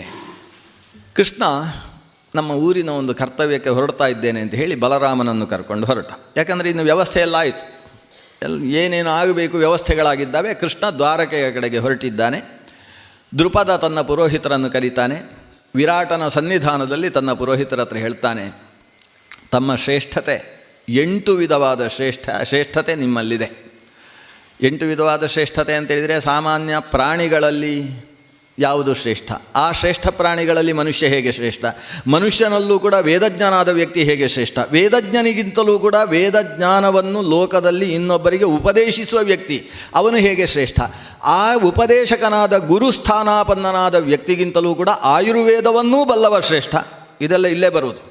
ಆಯುರ್ವೇದವನ್ನೂ ಬಲ್ಲವನಿಗಿಂತ ಆಯುರ್ವೇದದ ಚಿಕಿತ್ಸೆಗಳನ್ನು ಮಾಡಿ ಹೊಸ ಹೊಸ ರೋಗಗಳಿಗೆ ಯಾರು ಪರಿಹಾರವನ್ನು ಕಂಡುಹಿಡಿತಾನೆ ಅಂತಹ ಚಿಕಿತ್ಸಕ ಬುದ್ಧಿ ಯಾರಲ್ಲಿದೆ ಅಂತಹ ವ್ಯಕ್ತಿ ಶ್ರೇಷ್ಠ. ಅಂಥವನಿಗಿಂತಲೂ ಕೂಡ ಹೊಸ ಹೊಸ ಶಾಸ್ತ್ರಗಳನ್ನು ರಚನೆ ಮಾಡಬಲ್ಲಂತಹ ವ್ಯಕ್ತಿ ಶ್ರೇಷ್ಠ. ಆ ಎತ್ತರದ ವ್ಯಕ್ತಿಯಲ್ಲಿ ತಾವಿದ್ದೀರಿ. ಹೊಸ ಶಾಸ್ತ್ರವನ್ನು ರಚನೆ ಮಾಡುವ ಸಾಮರ್ಥ್ಯ ತಮ್ಮಲ್ಲಿದೆ. ಆದ್ದರಿಂದ ನಿಮ್ಮನ್ನು ನಾನು ಈ ಕೆಲಸಕ್ಕೋಸ್ಕರ ನಿಯೋಜನೆ ಮಾಡಿದ್ದೇನೆ. ತಾವು ಇಲ್ಲಿಂದ ಹಸ್ತಿನಾಪುರಕ್ಕೆ ಹೋಗಬೇಕು. ಹೋಗಿ ಪಾಂಡವರ ಸ್ಥಿತಿಗತಿಯನ್ನು ವಿವರಿಸಬೇಕು. ನಡೆದಿರುವ ಘಟನೆ ನನಗೆಷ್ಟು ಚೆನ್ನಾಗಿ ಗೊತ್ತಿದೆಯೋ ನಿಮಗೂ ಕೂಡ ಗೊತ್ತಿದೆ.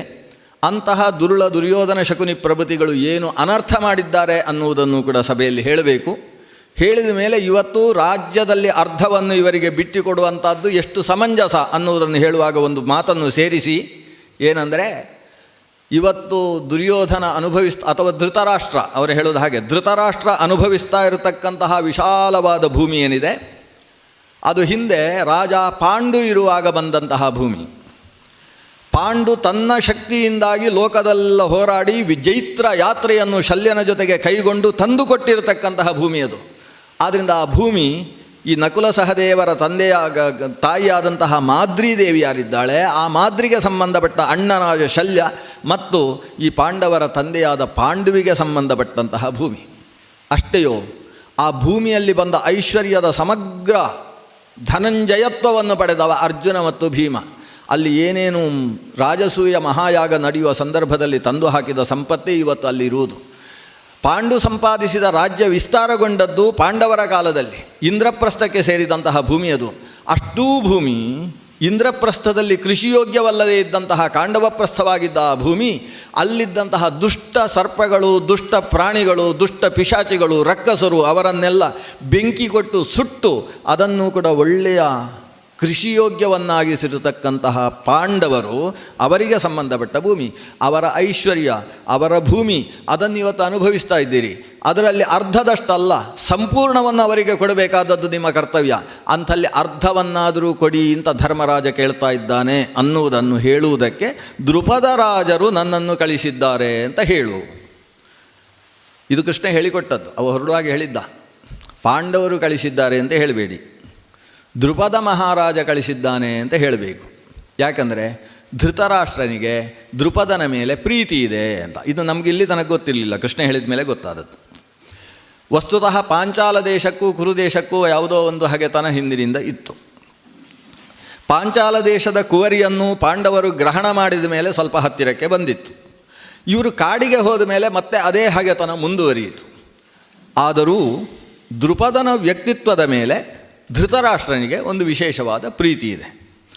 ಪಾಂಡವರು ಹೇಳಿ ಕಳಿಸಿದರೆ ಅದು ಸರಿಯಾಗುವುದಿಲ್ಲ. ಯಾಕಂದರೆ ದೊಡ್ಡಪ್ಪನಿಗೆ ಈ ಮಕ್ಕಳೇನು ಬುದ್ಧಿ ಹೇಳಿ ಕಳಿಸುವುದು ಅಂತ ಒಂದು ಮಾತು ಬರ್ತದೆ. ಧೃತರಾಷ್ಟ್ರನಿಗೆ ಇನ್ನೂ ಸುಮಾರು 260 ವರ್ಷ.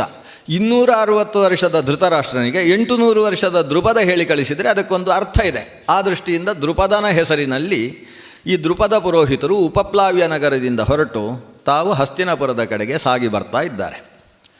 ಅವರು ಹಸ್ತಿನಾಪುರಕ್ಕೆ ಬರುವುದರ ಒಳಗೆ ಕೆಲವು ಘಟನೆಗಳು ನಡೆದಿದ್ದಾವೆ.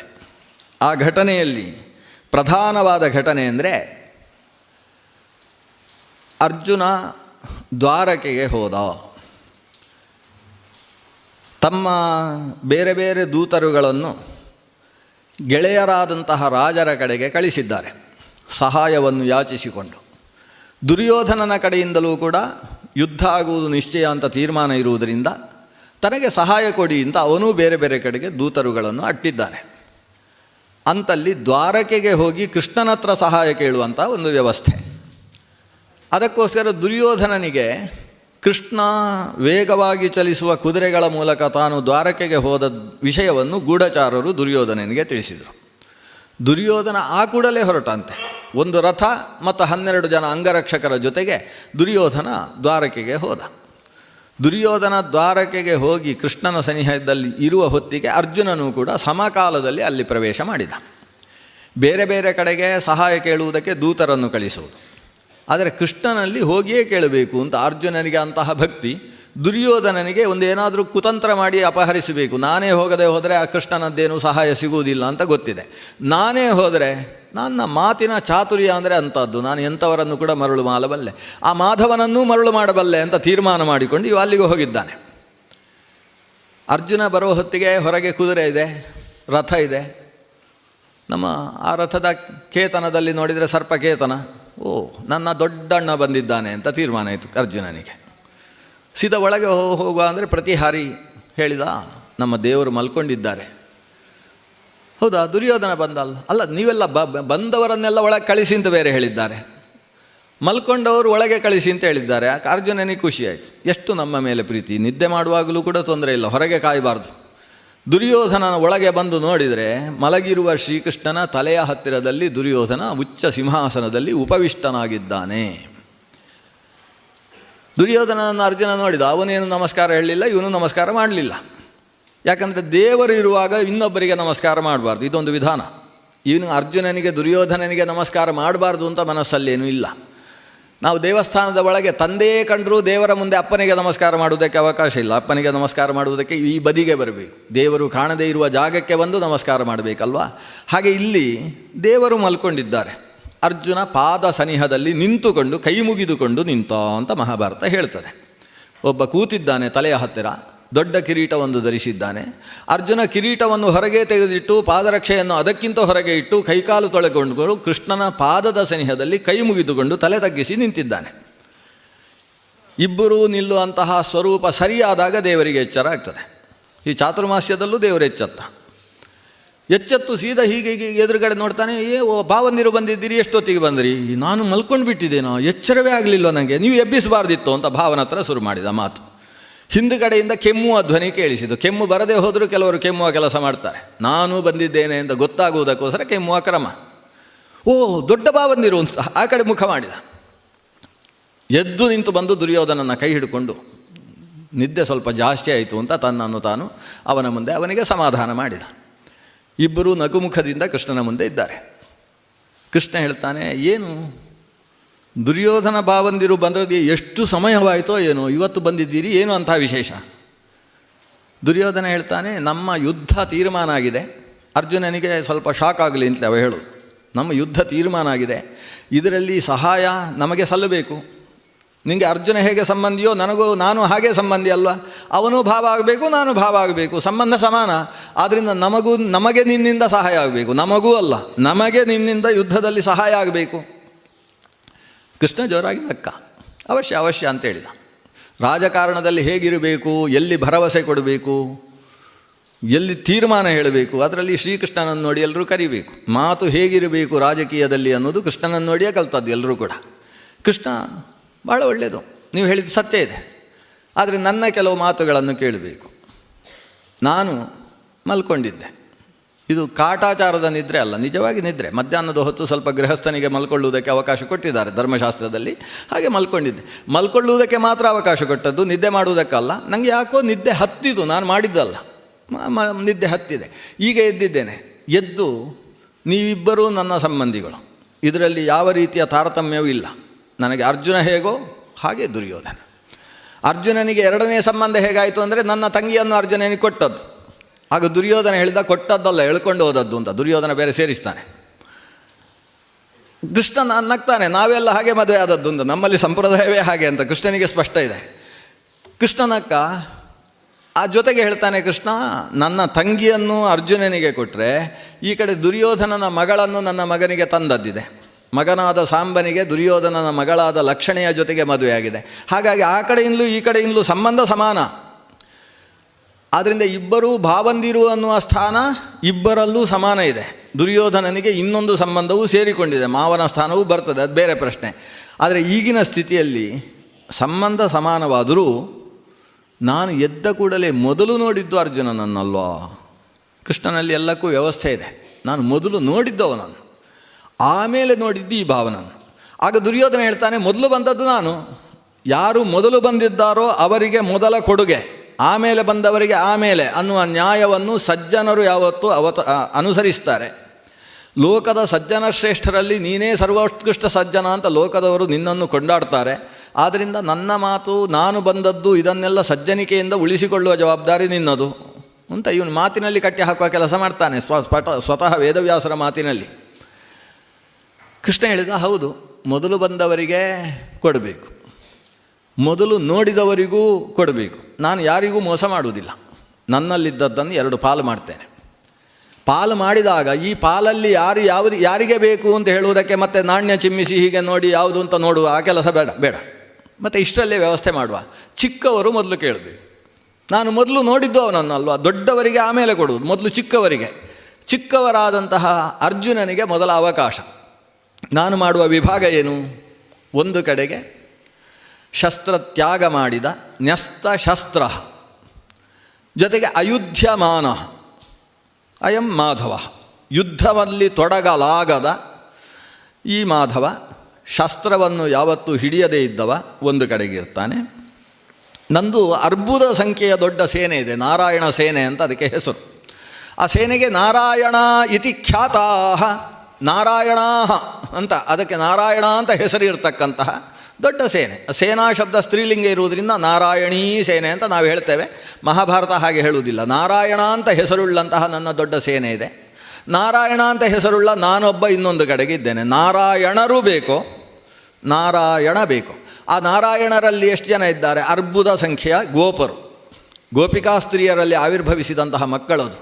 ಅವರೆಲ್ಲ ಗೋಪರು, ನನ್ನ ಹಾಗೆ ಹೋರಾಡಬಲ್ಲ ಸಾಮರ್ಥ್ಯವುಳ್ಳವರು.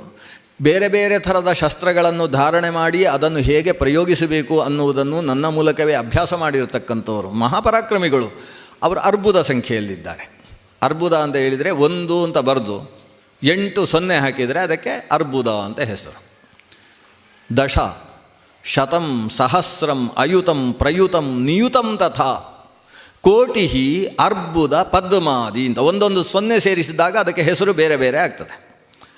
3 0 ಹಾಕಿದರೆ ಸಹಸ್ರ ಆಗ್ತದೆ, 4 0 ಹಾಕಿದರೆ ಅಯುತ ಆಗ್ತದೆ, 5 0 ಹಾಕಿದರೆ ನಿಯುತ ಆಗ್ತದೆ, 6 0 ಹಾಕಿದರೆ ಪ್ರಯುತ ಆಗ್ತದೆ, ಅಂದರೆ 10 ಲಕ್ಷಕ್ಕೆ ಪ್ರಯುತ ಆಗ್ತದೆ.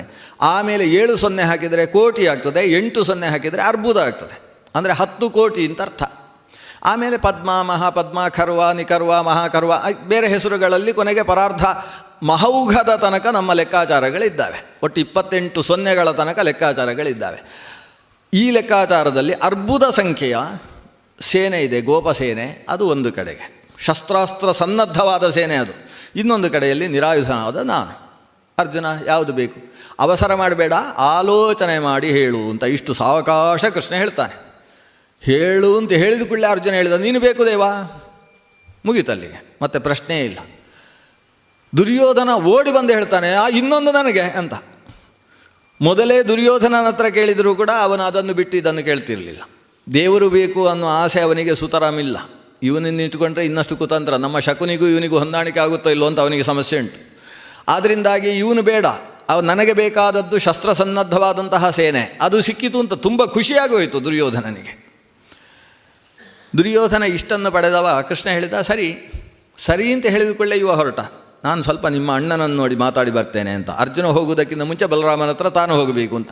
ಅರ್ಜುನ ಹೊರಡಲೇ ಇಲ್ಲ, ಯಾಕಂದರೆ ಬಲರಾಮ ತಮ್ಮ ಕಡೆಗಿಲ್ಲ ಅಂತ ಅರ್ಜುನನಿಗೆ ಸ್ಪಷ್ಟ ಇದೆ. ಎಲ್ಲಿ ಯಾರತ್ರ ಬೇಡಬೇಕು ಅವರ ಹತ್ರ ಬೇಡಬೇಕು. ರೇ ಚಾತಕ ಸಾವಧಾನ ಮನಸಾ ಮಿತ್ರಕ್ಷಣಂ ಶ್ರೂಯತಾಂ ಅಂಬೋಧ ಬಹವೋ ಹಿ ಸಂತಿ ಗಗನೆ ಸರ್ವೇಪಿ ನೀತಾದೃಶ. ಯಂ ವಾಂಛಸಿ ತತ್ಸ್ಯ ತಸ್ಯ ಪುರತಃ ಮಾ ಬ್ರೂಹಿ ದೀನಂ ವಚಃ. ಈ ಒಂದು ಮಾತಿದೆ, ಆಕಾಶದಲ್ಲಿ ಎಷ್ಟು ಬೇಕಾದರೂ ಮೋಡಗಳಿರ್ಬೋದು, ಆದರೆ ಎಲ್ಲ ಮೋಡದ ಹತ್ತಿರ ಹೋಗಿ ಈ ಚಾತಕ ಪಕ್ಷಿ ನೀರು ಕೊಡು ನೀರು ಕೊಡು ಅಂತ ಕೇಳ್ತದೆ. ಯಾಕಂದರೆ ಚಾತಕ ಪಕ್ಷಿಗೆ ನೆಲಕ್ಕೆ ಬಿದ್ದ ನೀರು ರುಚಿಸುವುದಿಲ್ಲ. ಆಕಾಶದಲ್ಲಿ ನೇರವಾಗಿ ಬೀಳ್ತಾ ಇರುವ ನೀರನ್ನು ಮಾತ್ರ ಕುಡಿದು ಬದುಕುವ ಹಕ್ಕಿಗೆ ಚಾತಕ ಪಕ್ಷಿ ಅಂತ ಹೆಸರು. ಆ ಚಾತಕ ಪಕ್ಷಿಯ ಹಾಗೆ ಅದು ಯಾವಾಗ ಮಳೆ ಸುರಿಯುತ್ತೆ ಅಂತ ಕಾಯ್ತಾ ಇರ್ತದೆ. ಮೋಡಗಳು ಬಂದು ಹೋಗ್ತಾ ಇರ್ತವೆ. ಬಂದ ಮೋಡದಲ್ಲಿ ಕೇಳ್ತದೆ ಕೊಡು ನೀರು ಕೊಡು ನೀರು. ಆ ಚಾತಕವನ್ನು ಕುರಿತು ಆಕ್ಷೇಪ ಮಾಡ್ತಾನೆ ಕವಿ. ರೇ ಚಾತಕ ಸಾವಧಾನ ಮನಸ ಮಿತ್ರ ಕ್ಷಣಂ ಶ್ರೀಯತಾಂ.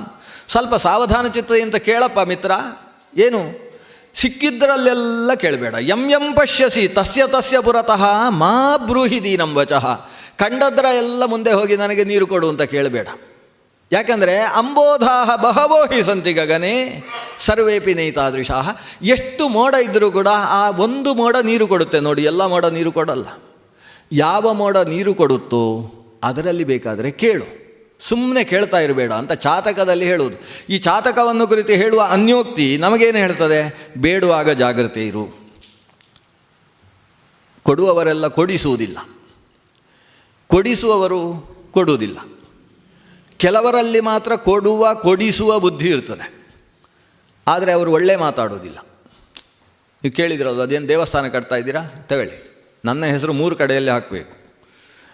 ಆಮೇಲೆ ಏನಾದರೂ ಎಡವಟ್ಟು ಮಾಡಿದರೆ ಜಾಗ್ರತೆ ತಗೊಳ್ಳಿ ಅಂತ ಸೈನ್ ಮಾಡಿ ಕೊಡ್ತಾರೆ. ಏನು ಒಳ್ಳೆ ಮಧುರವಾಣಿ ಅವರಲ್ಲಿ ಇರುವುದಿಲ್ಲ, ಬೈಕೊಂಡು ಕೊಡ್ತಾ ಇರ್ತಾರೆ, ಎಷ್ಟು ಬೇಕಾದರೂ ಕೊಡ್ತಾರೆ. ಆದರೆ ಈ 3 ಸೇರಬೇಕಲ್ವ, ಕೊಡಬೇಕು, ಕೊಡಿಸಬೇಕು, ಮಧುರವಾಗಿ ಮಾತಾಡಬೇಕು. ದಾತಾನ ದಾಪಯತಿ ದಾಪಯಿತಾ ನ ದತ್ತೆ. ಕೊಡುವವ ಕೊಡಿಸುವುದಿಲ್ಲ, ಕೊಡಿಸುವವ ಕೊಡುವುದಿಲ್ಲ. ದಾತ ಮತ್ತು ದಾಪಯಿತರು ಇದ್ದಾರಲ್ಲ, ಅವನು ಮಧುರಂನ ವಕ್ತಿ. ಯೋವೈ ದದಾತಿ ದಾಪಯತಿ ಚ ಮಧುರಂನ ವಕ್ತಿ. ಕೊಡ್ತಾನೆ, ಕೊಡಿಸ್ತಾನೆ, ಆದರೆ ಒಳ್ಳೆ ಮಧುರ ಮಾತು ಇಲ್ಲ. ದಾನಂಚ ದಾಪನಮಥೋ ಮಧುರಾಚ ವಾಣಿ ತ್ರೀಣ್ಯಪ್ಯಮೂನಿ ಸತ್ಪುರುಷೇ ಖಲು ಸತ್ಪುರುಷೇ ವಸಂತಿ. ಸಜ್ಜನರಲ್ಲಿ ಈ 3 ಇರ್ತದೆ. ತಾವು ಕೊಡ್ತಾರೆ, ಮತ್ತೊಬ್ಬರ ಹತ್ರ ಕೊಡಿಸ್ತಾರೆ, ಅದರ ಜೊತೆಗೆ ಮಧುರವಾಗಿ ಮಾತಾಡ್ತಾರೆ. ನಾವು ಇಷ್ಟೇ ಕೊಡಲಿಕ್ಕಾಗೋದು, ನಿಮ್ಮದು ದೊಡ್ಡ ಯೋಜನೆ ಇದೆ, ಇದನ್ನು ಇಟ್ಟುಕೊಂಡು ಇನ್ನೊಬ್ಬರ ಹತ್ರ ಕೇಳಿ, ನಾನು ಪ್ರಯತ್ನ ಪಡ್ತೇನೆ 4 ಜನ ಹತ್ರ ಕೊಡಿಸುವುದಕ್ಕೆ ಅಂತ ಕೊಡಿಸಿ ವ್ಯವಸ್ಥೆ ಮಾಡ್ತಕ್ಕಂಥ ವ್ಯಕ್ತಿತ್ವ ಬಹಳ ದೊಡ್ಡದಲ್ವಾ. ಆ ದೊಡ್ಡ ವ್ಯಕ್ತಿತ್ವ ಕೃಷ್ಣನಲ್ಲಿ ಅರ್ಜುನ ಕಂಡಿದ್ದಾನೆ, ಬಲರಾಮನಲ್ಲಿ ಅಂಥ ವ್ಯಕ್ತಿತ್ವ ಇಲ್ಲ. ಅಕಸ್ಮಾತ್ ಕೊಟ್ಟರೂ ಕೂಡ ಬೈದು ಗೀದು ಕೊಟ್ಟು ಹೋಗ್ತಾನೆ. ಈ ಬಲರಾಮನ ಹತ್ರ ಸ್ವಲ್ಪ ಕುಡಿಯುವ ಅಭ್ಯಾಸ ಜಾಸ್ತಿ ಆದಮೇಲೆ ಇಂಥದ್ದೆಲ್ಲ ಶುರುವಾಗಿದೆ. ಆದ್ದರಿಂದ ಅರ್ಜುನ ಅವನ ಹತ್ತಿರಕ್ಕೆ ಹೋಗುವುದಕ್ಕೆ ಸಿದ್ಧ ಇಲ್ಲ. ಅಲ್ಲಿಗೆ ದುರ್ಯೋಧನ ಹೋದ. ದುರ್ಯೋಧನನಿಗೆ ಅವನ ಜೊತೆಗೆ ಬಹಳ ಪ್ರೀತಿ. ಯಾಕಂದರೆ ಹಿಂದಕ್ಕೆ ನಿನ್ನ ತಂಗಿಯನ್ನು ನನಗೇ ಮದುವೆ ಮಾಡಿಕೊಡಬೇಕು ಅಂತ ಅವನ ಹತ್ರ ಭಾಷೆ ತಗೊಂಡಿದ್ದ ದುರ್ಯೋಧನ. ಬಲರಾಮನೂ ಭಾಷೆ ಕೊಟ್ಟಿದ್ದ, ನನಗೆ ಇಂಥ ಚಕ್ರವರ್ತಿ ಸಿಕ್ಕಿದಾಗ ನನ್ನ ತಂಗಿಗೆ ಇಂಥ ಅದೃಷ್ಟ ಇನ್ನೆಲ್ಲಿ ಸಿಗ್ತದೆ ಅಂತ ಭಾಷೆ ಕೊಟ್ಟಿದ್ದ. ಆದರೆ ಕೃಷ್ಣನ ಯೋಜನೆಯ ಮುಂದೆ ಬಲರಾಮನ ಭಾಷೆ ನಡೀಲಿಲ್ಲ ಅನ್ನೋದು ನಾವು ಹಿಂದೆ ಮಹಾಭಾರತ ಕೇಳಿದಾಗ ಅರ್ಥವಾಗಿದ್ದಂತಹ ವಿಷಯ. ಆದ್ದರಿಂದ ಬಲರಾಮನಿಗೆ ದುರ್ಯೋಧನ ಬಹಳ ಇಷ್ಟದ ಹುಡುಗ. ಅವನಿಗೆ ಗದಾವಿದ್ಯೆಯನ್ನು ಕೂಡ ತಾನೇ ಉಜ್ಜಯಿನಿಯಲ್ಲಿರುವಾಗ ಪಾಠ ಹೇಳಿದ್ದಾನೆ. ಹೀಗಾಗಿ ಗುರುಸ್ಥಾನದಲ್ಲೂ ಬಲರಾಮ ಇದ್ದಾನೆ. ಬಲರಾಮನ ಹತ್ರ ಹೋಗಿ ಕೇಳಿದ, ತಮ್ಮ ಸಹಾಯ ನಮಗೆ, ನಾನು ಸುಮ್ಮನೆ ಕೇಳುವುದು ಮಾತ್ರ, ನೀವು ಈಗಾಗಲೇ ತೀರ್ಮಾನ ಮಾಡಿದ್ದೀರಿ, ನನಗೆ ಗೊತ್ತಿದೆ ಅಂತ ಬೇರೆ ಹೇಳಿದ. ಬಲರಾಮ ಹೇಳ್ತಾನೆ, ಬಾ ಕೂತುಕೋ, ಒಂದು ಸಮಸ್ಯೆ ಆಗಿದೆ. ಏನು ಸಮಸ್ಯೆ? ನಾನು ತೀರ್ಥಯಾತ್ರೆ ಮಾಡುವುದು ಸಂಕಲ್ಪ ಮಾಡಿ ಆಯಿತು ಅಂತ ಹೇಳಿದರು. ಯಾಕೆ ನಿಮ್ಮ ನೇಗಿಲು ನಮ್ಮ ಕಡೆಗೆ ಬರಲೇಬೇಕು ಅಂತ ಇವನು. ಇಲ್ಲ, ನನ್ನ ತಮ್ಮ ನಿನ್ನೆ ದಿವಸ ಒಂದು ಘಟನೆ ನಡೆಯಿತು. ಮೊನ್ನೆ ಒಂದು 4-5 ದಿವಸ ಆಗಿರ್ಬೋದು. ಅಲ್ಲಿ ಉಪಪ್ಲಾವ್ಯದಲ್ಲಿ ನಡೆದ ಘಟನೆ. ಅದರಲ್ಲಿ ನಾನು ನಿನ್ನ ಪರವಾಗಿ ಮಾತಾಡಿದೆ ಸಭೆಯಲ್ಲಿ. ನನ್ನನ್ನು ಹೊಡೆಯುವುದಕ್ಕೆ ಬಂದರು. ನಾನು ಬದುಕಿದ್ದು ವಿಶೇಷ ಅಂತ ಆ ರೀತಿ ನಡೆದು ಹೋಯ್ತು ಆ ಸಭೆಯಲ್ಲಿ. ನನ್ನ ತಮ್ಮನೂ ನನ್ನ ಸಹಾಯಕ್ಕಿಲ್ಲ, ಅವನು ಅವರ ಪಾರ್ಟಿಯಲ್ಲಿದ್ದಾನೆ ಅಂತ. ಈ ಪಾರ್ಟಿ ವ್ಯತ್ಯಾಸ ಆಗೋಗಿದೆ ಇವತ್ತು.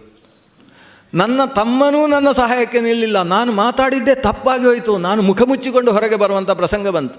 ಈ ಬಲರಾಮನಿಗೆ ಇಷ್ಟು ಚಿಕ್ಕ ವಿಷಯವನ್ನು ಇಷ್ಟು ದೊಡ್ಡದು ಮಾಡಲಿಕ್ಕೆ ಬರುತ್ತೆ ಅಂತ ಗೊತ್ತಾಗೋದಿಲ್ಲ ಅವನ ಮಾತು ಕೇಳಿದಾಗ. ಹೀಗೆಲ್ಲ ನಡೆದು ಹೋಯಿತು. ಆದ್ದರಿಂದಾಗಿ ನಾನು ಕೃಷ್ಣ ಅಲ್ಲಿರುವಾಗ ನಾನು ನಿನ್ನ ಕಡೆಗೆ ಬರುವುದಿಲ್ಲ. ಯಾಕಂದರೆ ನನಗೆ ಕೃಷ್ಣನ ಮುಂದೆ ನಿಂತರೆ ನನ್ನ ಮುಖ ಎಲ್ಲ ಜಜ್ಜಿ ಹೋಗ್ತದೆ. ಕೃಷ್ಣ ಅಂದರೆ ನನಗೆ ಬಹಳ ಪ್ರೀತಿ.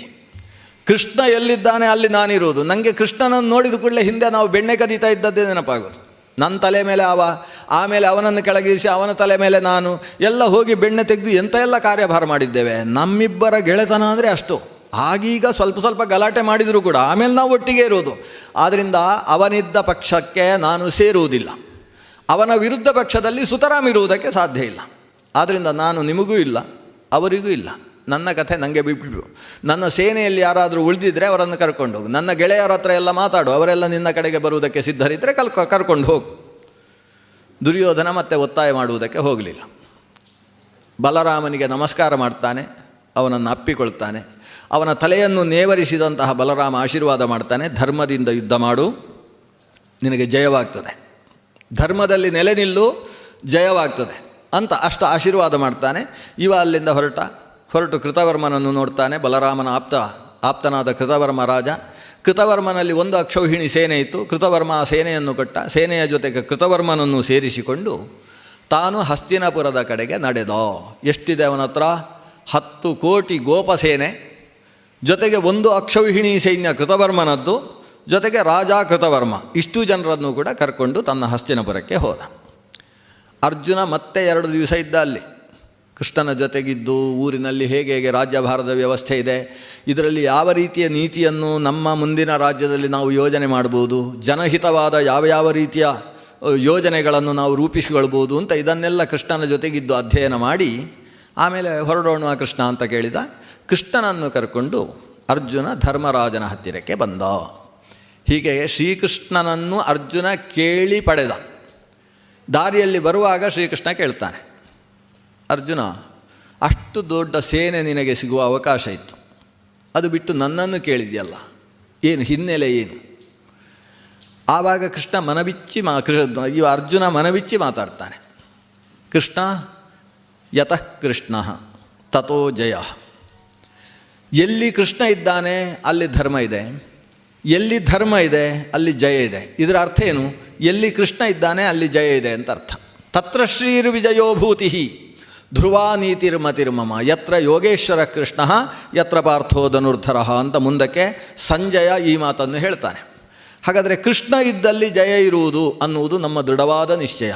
ಯಾಕೆ ಅಂತೇಳಿದರೆ ಕೃಷ್ಣನಿಗೆ ಜಯ ಅಂತ ಹೆಸರು, ಕೃಷ್ಣನ ಜೊತೆಗಿರುವವನಿಗೆ ವಿಜಯ ಅಂತ ಹೆಸರು. ಈ ಜಯ ವಿಜಯರು ಜೊತೆ ಸೇರಿದರೆ ಮಾತ್ರ ಯಾವುದಾದ್ರೂ ಒಂದು ಸಾಧನೆ ನಡೆಯುವುದಕ್ಕೆ ಸಾಧ್ಯ. ಲೋಕದ ಒಬ್ಬ ಮಹಾವ್ಯಕ್ತಿಯಲ್ಲಿ ಮಹಾಸಾಧನೆ ನಡೀತಾ ಇದೆ ಅಂದರೆ ಅಲ್ಲಿ ಜಯ ವಿಜಯರ ಸನ್ನಿಧಾನ ಸೇರಿಕೊಂಡಿದೆ ಅಂತ ಅರ್ಥ. ಈ ವೇದಾಂತದ ಮಾತುಗಳನ್ನು ಇಲ್ಲಿ ಅರ್ಜುನ ಮಾತಾಡ್ತಾನೆ. ಅಂದರೆ ಇದರ ಹಿನ್ನೆಲೆ ಇನ್ನೊಂದಿದೆ. ಇಲ್ಲಿ ಮಾತು ಸ್ವಲ್ಪ ವಿಚಿತ್ರವಾಗಿದೆ. ಅರ್ಜುನ ಹೇಳುವ ಒಂದು ವಿಚಿತ್ರ ಮಾತು ನೋಡಿ. ಅರ್ಜುನ ಹೇಳ್ತಾನೆ, ಕೃಷ್ಣ, ನೀನು ಶಸ್ತ್ರ ಹಿಡಿಯುವುದಿಲ್ಲ ಅಂತ ಹೇಳಿದಾಗ ನನಗೆ ಖುಷಿಯಾಯಿತು. ಯಾಕೆ ಖುಷಿಯಾಯಿತು ಅಂದರೆ ನಾನು ಕೀರ್ತಿ ಪಡಿಬೋದು ಅಂತ ನನಗೆ ಖುಷಿಯಾಯಿತು. ನೀನು ಒಂದು ವೇಳೆ ಶಸ್ತ್ರ ಹಿಡಿದು ಯುದ್ಧ ಮಾಡಿದರೆ ನನಗೆ ಯುದ್ಧ ಮಾಡುವ ಕೆಲಸವೇ ಇರಲಿಲ್ಲ, ಗಾಂಡೀವವನ್ನು ನಾನು ಗಾಡ್ರೇಜಲ್ಲಿಟ್ಟು ಬರ್ಬೋದಿತ್ತು ಯುದ್ಧಕ್ಕೆ. ನಿನ್ನ ಒಂದು ಸುದರ್ಶನ ಸಾಕಾಗ್ತದೆ, ಯುದ್ಧದ ಒಂದು ವಿಷಯವೇ ಇರುವುದಿಲ್ಲ. ಆಗ ನನ್ನ ಒಂದು ಕೀರ್ತಿ ಲೋಕದಲ್ಲಿ ಚಾಲ್ತಿಗೆ ಬರ್ತಿರಲಿಲ್ಲ. ಈಗ ನೀನು ಶಸ್ತ್ರ ಹಿಡಿಯುವುದಿಲ್ಲ ಅಲ್ವಾ? ಶಸ್ತ್ರ ಹಿಡಿಯದೇ ಇದ್ದು ನಾನು ಯುದ್ಧ ಮಾಡಿದರೆ ನನಗೊಂದು ವಿಶಿಷ್ಟವಾದ ಯಶಸ್ಸಿದೆ. ಆದರೆ ಅದು ನನ್ನ ಯಶಸ್ಸು ಎಷ್ಟೋ ಅಷ್ಟೇ ಯಶಸ್ಸು ನಿನಗೆ ಬರುತ್ತೆ. ಏನಂದರೆ ನನ್ನ ಜೊತೆಗೆ ಸಾರಥಿಯಾಗಿ ಕೂತು ನೀನು ಯುದ್ಧ ಮಾಡ್ತೀಯಲ್ಲ. ಈ ಪಾರ್ಥನನ್ನು, ಈ ತನ್ನ ಭಾವನನ್ನು, ಈ ತನ್ನ ಭಕ್ತನನ್ನು ಮುನ್ನಡೆಸುವ ಕೆಲಸವನ್ನು ಇವನು ಮಾಡಿದ. ತಾನು ಶಸ್ತ್ರ ಹಿಡಿಯದೇ ಹೋದರೂ ಅರ್ಜುನನನ್ನೇ ಶಸ್ತ್ರವನ್ನಾಗಿಸಿಕೊಂಡ ಅಂತ ಈತನಿಗೊಂದು ಕೀರ್ತಿ ಬರುತ್ತಲ್ಲ. ನಿನಗೆ ಅಂಥ ಕೀರ್ತಿ, ನನಗೆ ಇಂಥ ಕೀರ್ತಿ. ಆದ್ದರಿಂದ ನಿನ್ನ ಸನ್ನಿಧಾನದಿಂದ ಇಷ್ಟೊಂದು ದೊಡ್ಡ ಪಾರ್ಥಸಾರಥಿ ಅಂತ ನೀನು ಕರೆಸಿಕೊಳ್ಳುವುದು, ಕೃಷ್ಣ ಸಾರಥ್ಯದಿಂದ ಗೆದ್ದವ ಅಂತ ನಾನು ಕರೆಸಿಕೊಳ್ಳುವುದು ಎಂಥ ಕೀರ್ತಿ. ಈ ಕೀರ್ತಿ ಬರುವುದಕ್ಕೆ ಬೇಕಾದ ಅನುಕೂಲವಾಯಿತು ಅಂತ ಈ ಒಂದು ಮಾತನ್ನು ಅರ್ಜುನ ಹೇಳ್ತಾನೆ. ಆವಾಗ ಕೃಷ್ಣನು ಅದನ್ನು ಛೇಡಿಸ್ತಾನೆ. ಓ, ನೀನು ಕೀರ್ತಿ ಆಕಾಂಕ್ಷಿ. ನಾನು ಮೊದಲಿಂದ ನೋಡ್ತಾ ಇದ್ದಾನೆ ನನ್ನ ಜೊತೆಗೆ ನಿನ್ನ ಸ್ಪರ್ಧೆ. ನಾನು ಅಷ್ಟು ಮಾಡಿದರೆ ನಾನು ಇಷ್ಟು ಮಾಡ್ತೇನೆ ಅಂತ. ಪುರಾ ಏವಂ ಕಿಲ ಸ್ಪರ್ಧಸೆ. ಅವತ್ತಿನಿಂದ ಪ್ರಾರಂಭಿಸಿ ಇವತ್ತಿನ ತನಕ ಕಾಂಡವ ದಹನದಿಂದ ನೋಡ್ತಾ ಇದ್ದೇನೆ, ಪ್ರತಿಯೊಂದು ಹಂತದಲ್ಲೂ ಸ್ಪರ್ಧೆ. ನಾನು ಅಲ್ಲಿ ಹೋಗಿ ಯಾವುದೋ ಒಂದು ಮತ್ಸ್ಯಯಂತ್ರವನ್ನು ತುಂಡು ಬಾಣದಿಂದ ನಾನು ಭೇದಿಸಿದರೆ ನೀನು ಇನ್ನೆಲ್ಲೋ ಇನ್ನೊಂದು ಮತ್ಸ್ಯಯಂತ್ರ ಭೇದಿಸುವುದು, ನಾನು ಮಾಡಿದ ಹಾಗೆ ನೀನು ಮಾಡುವುದು. ಈ ಸ್ಪರ್ಧೆ ಅವತ್ತಿನಿಂದಲೂ ನಡೀತಾ ಇದೆ ಅಲ್ವಾ, ನನಗೂ ನಿನಗೂ. ಇವತ್ತು ಗೆದ್ದಿ ನೀನು, ನೋಡೋಣ ಇಬ್ಬರು ಸೇರಿ ಗೆಲ್ಲೋಣ ಅಂತ ವಿಚಿತ್ರವಾದ ಮಾತುಗಳನ್ನು ಇಬ್ಬರು ಆಡ್ತಾರೆ. ಇದರ ಹಿನ್ನೆಲೆ ಏನು? ವಸ್ತುತಃ ಕರ್ಣನನ್ನು ಕೊಲ್ಲುವುದಕ್ಕೋಸ್ಕರ ಕುರುಕ್ಷೇತ್ರ ಯುದ್ಧ ಇದೆ. ಕುರುಕ್ಷೇತ್ರದ ಹಿನ್ನೆಲೆಯಲ್ಲಿ ಒಂದು 6 ಅಂಶಗಳಿದ್ದಾವೆ. ಅದರಲ್ಲಿ ಕರ್ಣನ ಸಂಹಾರ ಅನ್ನುವುದು ಒಂದು ಪ್ರಮುಖವಾದದ್ದು. ಕರ್ಣನನ್ನು ಸಂಹರಿಸುವುದಕ್ಕೆ ಬರೀ ನಾರಾಯಣ ಬಂದರೂ ಸಾಕಾಗುವುದಿಲ್ಲ, ಬರೀ ನರ ಬಂದರೂ ಸಾಕಾಗುವುದಿಲ್ಲ. ನರನಾರಾಯಣರು ಸೇರಿ ಕರ್ಣನನ್ನು ಸಂಹಾರ ಮಾಡಬೇಕಾಗಿದೆ. ಅದಕ್ಕೊಂದು ಇತಿಹಾಸ ಇದೆ. ಹಿಂದಕ್ಕೊಮ್ಮೆ ಚತುರ್ಮುಖ ಬ್ರಹ್ಮನಲ್ಲಿ ಒಬ್ಬ ಮಗ ಹುಟ್ಟಿದ. ಚತುರ್ಮುಖ ಬ್ರಹ್ಮನ ಬೆವರಿನಿಂದ ಹುಟ್ಟಿದಂತಹ ಮಗ. ಆ ಬೆವರಿನಿಂದ ಹುಟ್ಟಿದ ಮಗನನ್ನು ಸಹಸ್ರವರ್ಮ ಅಥವಾ ಸಹಸ್ರವರ್ಮಿ ಅಂತ ಕರೀತಾರೆ. ಅದಕ್ಕೆ ಕಾರಣ ಆತನ ಶರೀರದಲ್ಲಿ ಒಟ್ಟು 1000 ಕವಚಗಳಿದ್ದವು. ವರ್ಮ ಅಂದರೆ ಕವಚ. 1000 ಕವಚಗಳನ್ನು ಧಾರಣೆ ಮಾಡಿಕೊಂಡದ್ದರಿಂದ ಅವನಿಗೆ ಸಹಸ್ರವರ್ಮಿ ಅಂತಾರೆ. ಆದರೆ ಸ್ಕಾಂದ ಪುರಾಣದಲ್ಲಿ ಸಹಸ್ರವರ್ಮ ಅಂತ ಅವನ ಹೆಸರಿದೆ. ಈ ಸಹಸ್ರವರ್ಮ ಅವನು ಒಂದು ತಪಸ್ಸು ಮಾಡಿ ಪಡೆದಂತಹ ಚತುರ್ಮುಖ ಬ್ರಹ್ಮನಿಂದಲೇ ಪಡೆದ ವರ ಏನು ಅಂದರೆ, ನನ್ನ ಈ ಅಭೇದ್ಯವಾದ 1000 ಕವಚಗಳು ಇದು ಯಾವತ್ತೂ ಭೇದಿಸಲ್ಪಡಬಾರ್ದು, ಅದು ಭೇದಿಸಲ್ಪಡದೇ ಇರುವಲ್ಲಿಯ ತನಕ ನಾವು ಸಾಯಬಾರ್ದು ಅಂತ ಅವನ ಒಂದು ವರ. ಅಂದರೆ ಅದು 1000 ಕವಚ ಒಡಿಬಾರ್ದು, ಒಡೆಯದೇ ಇರುವಲ್ಲಿಯ ತನಕ ಸಾಯಲಿಕ್ಕಿಲ್ಲ. ಇದರ ಅರ್ಥ ಅವಧ್ಯನಾಗಿರಬೇಕು ಅನ್ನೋ ವರ ಪಡೆದ. ಆದರೆ ಚತುರ್ಮುಖ ಬ್ರಹ್ಮ ಹೇಳಿದ, ಹಾಗೊಂದು ವರ ಕೊಡುವುದು ಕಷ್ಟ, ಅದನ್ನು ಸ್ವಲ್ಪ ಮಾರ್ಪಾಟು ಮಾಡಿ ವರ ಕೊಡ್ತೇನೆ. ನಿನ್ನ ಕವಚದಲ್ಲಿ 1000 ಕವಚ ಇದೆ. ಒಂದು ಕವಚವನ್ನು ಒಬ್ಬ ಸೀಳಬೇಕು ಅಂತಾದರೆ ಆತ 1000 ವರ್ಷ ತಪಸ್ಸು ಮಾಡಿರಬೇಕು. 1000 ವರ್ಷ ತಪಸ್ಸು ಮಾಡಿದ ವ್ಯಕ್ತಿ 1000 ವರ್ಷ ನಿನ್ನ ಜೊತೆಗೆ ಹೋರಾಡಿದರೆ ಆವಾಗ ನಿನ್ನ ಒಂದು ಕವಚವನ್ನು ಭೇದಿಸಬಲ್ಲ. ಯಾರು ಕವಚವನ್ನು ಭೇದಿಸಿದ ಅವ ಆ ಹೊತ್ತಿಗೆ ಸ್ಮೃತಿ ತಪ್ಪಿ ಬಿದ್ದು ಸಾಯ್ತಾನೆ. ಅಂತೂ ಸಹಸ್ರವರ್ಮನಿಗೆ ಖುಷಿಯಾಯಿತು, ನಾನು ಸಾಯಲಿಕ್ಕಿಲ್ಲ. ಯಾಕಂದರೆ ನನ್ನ ಒಂದು ಕವಚ ಭೇದಿಸಬೇಕಾದ್ರೆ 1000 ವರ್ಷ ಹೋರಾಡಬೇಕಾ? 1000 ವರ್ಷದ ಹಿನ್ನೆಲೆಯಲ್ಲಿ 1000 ವರ್ಷ ತಪಸ್ಸು ಮಾಡಿರಬೇಕಾ? ಅಂದರೆ 2000 ವರ್ಷ ಬೇಕು ಒಂದು ಕವಚ ಹೋಗಲಿಕ್ಕೆ. ಈ ಕವಚ ಹೋದ್ಕೊಳ್ಳೆ ಅವ ಸಾಯ್ತಾನ? ಹೀಗೆ 1000 ಜನ ಹುಟ್ಟಿದರೆ ಅಲ್ವಾ ನಾನು ಸಾಯೋದು? ಅಂತೂ ನನ್ನ ಸಾವು ಇಲ್ಲ ಅಂತ ಖಚಿತಪಡಿಸಿಕೊಂಡು ಲೋಕಹಿಂಸಕನಾಗಿದ್ದ ಸಹಸ್ರವರ್ಮ ಅಂತ ಹೇಳ್ತಕ್ಕಂಥ ರಕ್ಕಸ, ಅಂಥವನನ್ನು ಹೇಗೆ ಸಂಹರಿಸುವುದು ಅಂತ ಚತುರ್ಮುಖನೇ ಆಲೋಚನೆ ಮಾಡುವ ಸ್ಥಿತಿ ಬಂತು. ಭಗವಂತನಲ್ಲಿ ಹೋಗಿ ಪ್ರಾರ್ಥನೆ ಮಾಡಿದ. ಆವಾಗ ಸಾಕ್ಷಾತ್ ನಾರಾಯಣ ದೇವ ಧರ್ಮ ಪ್ರಜಾಪತಿಯ ಪತ್ನಿಯಾದಂತಹ ಮೂರ್ತಿ ದೇವಿಯಲ್ಲಿ, ಅದು ದಾಕ್ಷಾಯಿಣಿ ಮೂರ್ತಿ, ದಕ್ಷನ 16 ಜನ ಹೆಣ್ಣು ಮಕ್ಕಳಲ್ಲಿ ಮೂರ್ತಿ ಕೊನೆಯವಳು. ಆ ಮೂರ್ತಿಯನ್ನು ಧರ್ಮ ಪ್ರಜಾಪತಿಗೆ ಕೊಟ್ಟು ವಿವಾಹ ಮಾಡಿದರು. ಧರ್ಮನ 13 ಪತ್ನಿಯರಲ್ಲಿ ಕೊನೆಯವಳಾದಂತಹ ದಾಕ್ಷಾಯಿಣಿ ಮೂರ್ತಿಯಲ್ಲಿ ಭಗವಂತ ನಾರಾಯಣ 2 ರೂಪದಿಂದ ಅವತರಿಸ್ತಾನೆ. ಒಬ್ಬ ನರ, ಮತ್ತೊಬ್ಬ ನಾರಾಯಣ. ಮೂರ್ತಿ ಸರ್ವಗುಣೋತ್ಪತ್ತಿ, ನರ ನಾರಾಯಣವು ಋಷಿ. ಮೂರ್ತಿ ಅನ್ನುವ ಆ ಹೆಣ್ಣಿನಲ್ಲಿ ಹುಟ್ಟಿದಂತಹ 2 ಮಕ್ಕಳು ನರ ಮತ್ತು ನಾರಾಯಣ ಅಂತ ಹೇಳ್ತಕ್ಕಂತಹ ಋಷಿಗಳು. ಈ ನರನಾರಾಯಣರೆಂಬಂತಹ ಋಷಿಗಳು ಹಿಮವತ್ ಪರ್ವತದ ಮಧ್ಯಭಾಗಕ್ಕೆ ಹೋಗಿ ತಪಸ್ಸನ್ನು ಆಚರಿಸುವುದಕ್ಕೆ ಪ್ರಾರಂಭಿಸಿದರು. ತಪಸ್ಸಿನ ಉದ್ದೇಶ ಏನು ಅಂತೇಳಿದರೆ ಸಹಸ್ರವರ್ಮನನ್ನು ಸಾಯಿಸುವುದು. 1000 ವರ್ಷ ತಪಸ್ಸು. ಮೊದಲು ತಪಸ್ಸು ಮಾಡಿದವ ನರ. 1000 ವರ್ಷ ತಪಸ್ಸು ಮಾಡಿದ. ಸಹಸ್ರವರ್ಮನನ್ನು ಯುದ್ಧಕ್ಕೆ ಕೂಗಿ ಕರೆದ. ಮದೋನ್ಮತ್ತನಾದ ಸಹಸ್ರವರ್ಮನ ಜೊತೆಗೆ 1000 ವರ್ಷ ಹೋರಾಡಿದ. ಅವನ ಒಂದು ಕವಚವನ್ನು ಭೇದಿಸಿ ನೆಲಕ್ಕೆ ಬಿದ್ದ. ನರ ಕೆಳಗೆ ಬಿದ್ದರೆ ನಾರಾಯಣ 1000 ಇವ ಹೋರಾಡುವ 1000 ವರ್ಷ ಅವನ ತಪಸ್ಸು. ಅವನು ತಪಸ್ಸಿನಿಂದ ಎದ್ದ. ತನ್ನ ಕೈಯಲ್ಲಿದ್ದ ಕಮಂಡಲುವಿನ ನೀರಿನಿಂದ ತಮ್ಮನನ್ನು ಪ್ರೋಕ್ಷಣೆ ಮಾಡಿದ. ನರ ಎದ್ದು ಆತ ತಪಸ್ಸು ಮಾಡುವುದಕ್ಕೆ ಶುರು ಮಾಡಿದ. ಇವನ ಹತ್ರ ಹೋರಾಡಿದ. ಅವನ 1000 ವರ್ಷ ತಪಸ್ಸು ಮುಗಿಯುವಷ್ಟು ಹೊತ್ತರಲ್ಲಿ ಹೋರಾಡಿ ಇವನ ಮತ್ತೊಂದು ಕವಚವನ್ನು ಭೇದಿಸಿದ. ಹೀಗೆ ನರ ನಾರಾಯಣ ಅನ್ನುವ ಪರ್ಯಾಯ ನಡೆಯಿತು. ಈ ಪರ್ಯಾಯದಲ್ಲಿ ಸಹಸ್ರವರ್ಮನ 999 ಕವಚಗಳು ಮುರಿದು ಬಿದ್ದವು. ಅಷ್ಟು ದೀರ್ಘಕಾಲಿಕವಾದ ಒಂದು ಘಟನೆ ನಡೆಯಿತು. ಇನ್ನು ಇವನಿಗೆ ಒಂದು ಕವಚ ಉಳಿದಿದೆ. ಅಷ್ಟರಲ್ಲಿ 1000 ವರ್ಷದ ತಪಸ್ಸು ನಡೀತಾ ಇದೆ. ಇನ್ನೇನು 1000 ವರ್ಷದ ಈ ಯುದ್ಧದಲ್ಲಿ ಕೊನೆ ಕವಚ ಬೀಳಬೇಕು. ಆ ಪ್ರಸಂಗಕ್ಕೆ ಚತುರ್ಮುಖ ಬ್ರಹ್ಮ ಬರ್ತಾನೆ. ಬಂದು ನಾರಾಯಣನಿಗೆ ಕೈ ಮುಗಿತಾನೆ, ಯುದ್ಧ ಸ್ವಲ್ಪ ನಿಲ್ಲಿಸು, ತುಂಬ ಸಮಯ ಆಯಿತು, ಸಂಧ್ಯಾವಂದನೆಯೂ ಇಲ್ಲದೆ 1000 ವರ್ಷ ನೀವು ಯುದ್ಧ ಮಾಡ್ತಾ ಇದ್ದೀರಲ್ಲ, ನನ್ನ ಮಗನನ್ನು ಸಾಯಿಸುವುದಕ್ಕೋಸ್ಕರ ಇದು ನಿಲ್ಲಿಸು. ಇವ ಕೆಲವು ವರ್ಷ ಬದುಕಲಿ, ಅವನ ಪ್ರಾರಬ್ಧ ಇನ್ನೊಂದಷ್ಟಿದೆ, ಅಷ್ಟು ಸಮಯ ಅವ ಬದುಕಲಿ, ನೀನು ನನಗೋಸ್ಕರ ಈ ಯುದ್ಧವನ್ನು ನಿಲ್ಲಿಸಬೇಕು. ಹಾಗೆ ನರನಾರಾಯಣರು ಯುದ್ಧ ನಿಲ್ಲಿಸಿದರು. ಅಲ್ಲಿ ತಾವು ಸನ್ನಿಹಿತರಾದರು. ಇವತ್ತು ಬದರಿ ಕ್ಷೇತ್ರದಲ್ಲಿ ಅದೇ ನಾರಾಯಣ ನರನಾರಾಯಣ ಪರ್ವತಗಳ ಮಧ್ಯದಲ್ಲಿ ಸನ್ನಿಹಿತನಾಗಿದ್ದಾನೆ. ಆಗ ನಾರಾಯಣ ಹೇಳ್ತಾನೆ ಚತುರ್ಮುಖನ ಹತ್ರ, ನಾನು ಈತನ ಈ ಕೊನೆಯ ಕವಚವನ್ನು ಭೇದಿಸಲಿಲ್ಲ. ಭೇದಿಸಿದರೆ ಮತ್ತೆ ನಾನು ಇವನು ಚೆಲ್ಲಿದ ನೀರಿನಿಂದ ಬದುಕಬೇಕು. ಇನ್ನು ಈ ಕವಚವನ್ನು ಭೇದಿಸಲಿಕ್ಕೆ ನಾವಿಬ್ಬರು ಬರ್ತೇವೆ, ನಾವಿಬ್ಬರು ಒಟ್ಟಿಗೆ ಬಂದು ಕವಚವನ್ನು ತೆಗಿತೇವೆ ಇವನು ಅಂತ. ಆ ಒಂದು ಕವಚದಲ್ಲಿ ಆತ ಮುಂದಕ್ಕೆ ಹುಟ್ಟಲಿ. ದ್ವಾಪರ ಯುಗದಲ್ಲಿ ನಾವಿಬ್ಬರು ಬಂದು ತೆಗಿತೇವೆ. ಹೀಗೆ ಹುಟ್ಟುವಾಗಲೇ ಅದೇ ಕವಚದಿಂದ ಹುಟ್ಟಿದಂತಹ ವ್ಯಕ್ತಿ ನದಿಯಲ್ಲಿ ತೇಲಿ ಬಂದ ಪೆಟ್ಟಿಗೆಯಲ್ಲಿದ್ದಂತಹ ಕರ್ಣ. ಕುಂತಿಯಿಂದ ಸೂರ್ಯನ ಮೂಲಕ ಆವಿರ್ಭವಿಸಿದ ಸಾಕ್ಷಾತ್ ಸೂರ್ಯಸ್ವರೂಪಿ. ಆದರೆ ಆ ಸೂರ್ಯನಲ್ಲಿ ಈ ಸಹಸ್ರವರ್ಮನೆಂಬಂತಹ ರಕ್ಕಸನ ಆವೇಶ ಇದ್ದದ್ರಿಂದ ಆ ಕರ್ಣ ನಿಜವಾಗಿ ಏನೋ ಅದು ಲೋಕಕ್ಕೆ ಕಾಣಿಸಲಿಲ್ಲ. ಅವನ ಸೂರ್ಯ ವ್ಯಕ್ತಿತ್ವ ಮರೆಮಾಚಿ ಹೋಯಿತು, ಆತನಲ್ಲಿದ್ದಂತಹ ದೈತ್ಯ ವ್ಯಕ್ತಿತ್ವ ಕಾಣಿಸಿತು. ಹೇಗೆ ಹಿರಣ್ಯಾಕ್ಷ ಹಿರಣ್ಯಕಶಿಪುಗಳು ಸ್ವತಃ ಭಗವಂತನ ಪ್ರತಿಹಾರಿಗಳಾಗಿರತಕ್ಕಂತಹ ಜಯ ವಿಜಯರಾಗಿದ್ದರೂ ಆ ಜಯ ವಿಜಯರಲ್ಲಿದ್ದ ವ್ಯಕ್ತಿತ್ವ ಅವರಲ್ಲಿ ಕಾಣಿಸದೆ ಹಿರಣ್ಯಕಶಿಪು ಹಿರಣ್ಯಾಕ್ಷ ಅನ್ನುವ ದೈತ್ಯ ವ್ಯಕ್ತಿಗಳ ಸ್ವಭಾವ ಅವರಲ್ಲಿ ಕಂಡ ಹಾಗೆ ಇವನಲ್ಲಿ ನಿಜವಾಗಿದ್ದಂತಹ ಸೂರ್ಯ ವ್ಯಕ್ತಿತ್ವವು ಮರೆಮಾಚಲ್ಪಟ್ಟು ಅಲ್ಲಿದ್ದಂತಹ ಸಹಸ್ರವರ್ಮ ಅನ್ನುವ ರಕ್ಕಸನ ವ್ಯಕ್ತಿತ್ವ ಈತನಲ್ಲಿ ನಿರಂತರವಾಗಿ ಅಭಿವ್ಯಕ್ತವಾಗ್ತಾ ಇತ್ತು. ಅದರ ಜೊತೆಗೆ ಈ ದುರ್ಯೋಧನನ ಸಹವಾಸ ಬೇರೆ ಸೇರಿತು, ಶಕುನಿಯ ಸಹವಾಸ, ಕಲಿದ್ವಾಪರಗಳ ಸಹವಾಸಗಳು ಸೇರಿಕೊಂಡವು. ಇದೆಲ್ಲ ಸೇರಿಕೊಂಡಾಗ ಇವ ಹುಚ್ಚು ಮಂಗದ ಹಾಗೆ ಆಗೋದ ಕರ್ಣ. ಒಂದು ಮಾತಿದೆ ಅಲ್ವಾ, ಕೆಲವು ಮರ್ಕಟ ಮೊದಲೇ ಮಂಗ ಅದು, ಅದಕ್ಕೆ ಬೇರೆ ಯಾರೋ ಕಳ್ಳು ಕುಡಿಸಿದ್ದಾರೆ.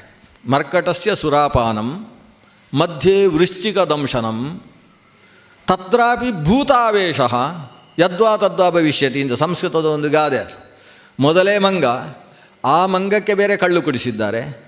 ಕಳ್ಳು ಕುಡಿಸಿದ್ದು ಮಾತ್ರ ಅಲ್ಲ, ಯಾವುದೋ ಒಂದು ಚೇಳು ಕಚ್ಚಿಬಿಟ್ಟಿದೆ, ಮೊದಲೇ ಕುಣಿದಾಟ ಸುರ ಮಾಡಿಬಿಟ್ಟಿದೆ, ಅದರ ಮಧ್ಯದಲ್ಲಿ ಯಾವುದೋ ಭೂತಾವೇಶ ಆಗೋಗಿದೆ. ಇದೆಲ್ಲ ಸೇರಿದರೆ ಯದ್ವಾ ತದ್ವಾ ಹೇಗಾಗುತ್ತೋ ಹಾಗೆ ಕರ್ಣ ಮೊದಲೇ ಸಹಸ್ರವರ್ಮನ ಆವೇಶ, ಪಕ್ಕದಲ್ಲಿ ದುರ್ಯೋಧನನ ಸಹವಾಸ, ಆ ಕಡೆಯಿಂದ ಶಕುನಿಯ ಸಹವಾಸ, ಇವೆಲ್ಲವೂ ಕೂಡ ಸೇರಿಕೊಂಡು ಕರ್ಣ ವಿಚಿತ್ರ ವ್ಯಕ್ತಿಯಾಗಿ ತನ್ನ ಜೀವನದ ದುರಂತವನ್ನು ಕಾಡಬೇಕಾದಂತಹ ಪ್ರಸಂಗ ಬಂತು. ಅವನಲ್ಲಿದ್ದ ಆ ಸಾಮರ್ಥ್ಯ ಅದು ಸಹಸ್ರವರ್ಮನ ಸಾಮರ್ಥ್ಯ ಅಲ್ಲ, ಸೂರ್ಯನ ಸಾಮರ್ಥ್ಯವು ಎರಡೂ ಸೇರಿ ಇದ್ದಂತಹ ವಿಶಿಷ್ಟ ಸಾಮರ್ಥ್ಯವುಳ್ಳವ ಕರ್ಣ. ಆ ಸಾಮರ್ಥ್ಯದ ಮುಂದೆ ಹೋರಾಡುವುದಕ್ಕೆ ನರನಾರಾಯಣರಿಬ್ಬರೂ ಒಟ್ಟಿಗೆ ಬಂದಿದ್ದಾರೆ. ಸಾಕ್ಷಾತ್ ನಾರಾಯಣ ಅನಿಸಿದ ಭಗವಂತ ಶ್ರೀಕೃಷ್ಣ ಇಂದ್ರನ ಅವತಾರ ಸ್ವರೂಪವಾದ ಅರ್ಜುನನಲ್ಲಿ ಆವೇಶಗೊಂಡಂತಹ ಶೇಷಾವಿಷ್ಟ ಭಗವಂತನ ರೂಪ, ಅದಕ್ಕೆ ನರ ಅಂತ ಹೆಸರು. ಹೀಗೆ ನರನ ಆವೇಶವುಳ್ಳಂತಹ ಅರ್ಜುನ ಮತ್ತು ಸಾಕ್ಷಾತ್ ನಾರಾಯಣ ಇವರಿಬ್ಬರು ಒಟ್ಟಿಗೆ ನಿಂತು ಹೋರಾಡಬೇಕು ಅಂತೇಳಿದರೆ ಅದಕ್ಕೆ ಒಂದೇ ರಥದಲ್ಲಿ ಏರಬೇಕು.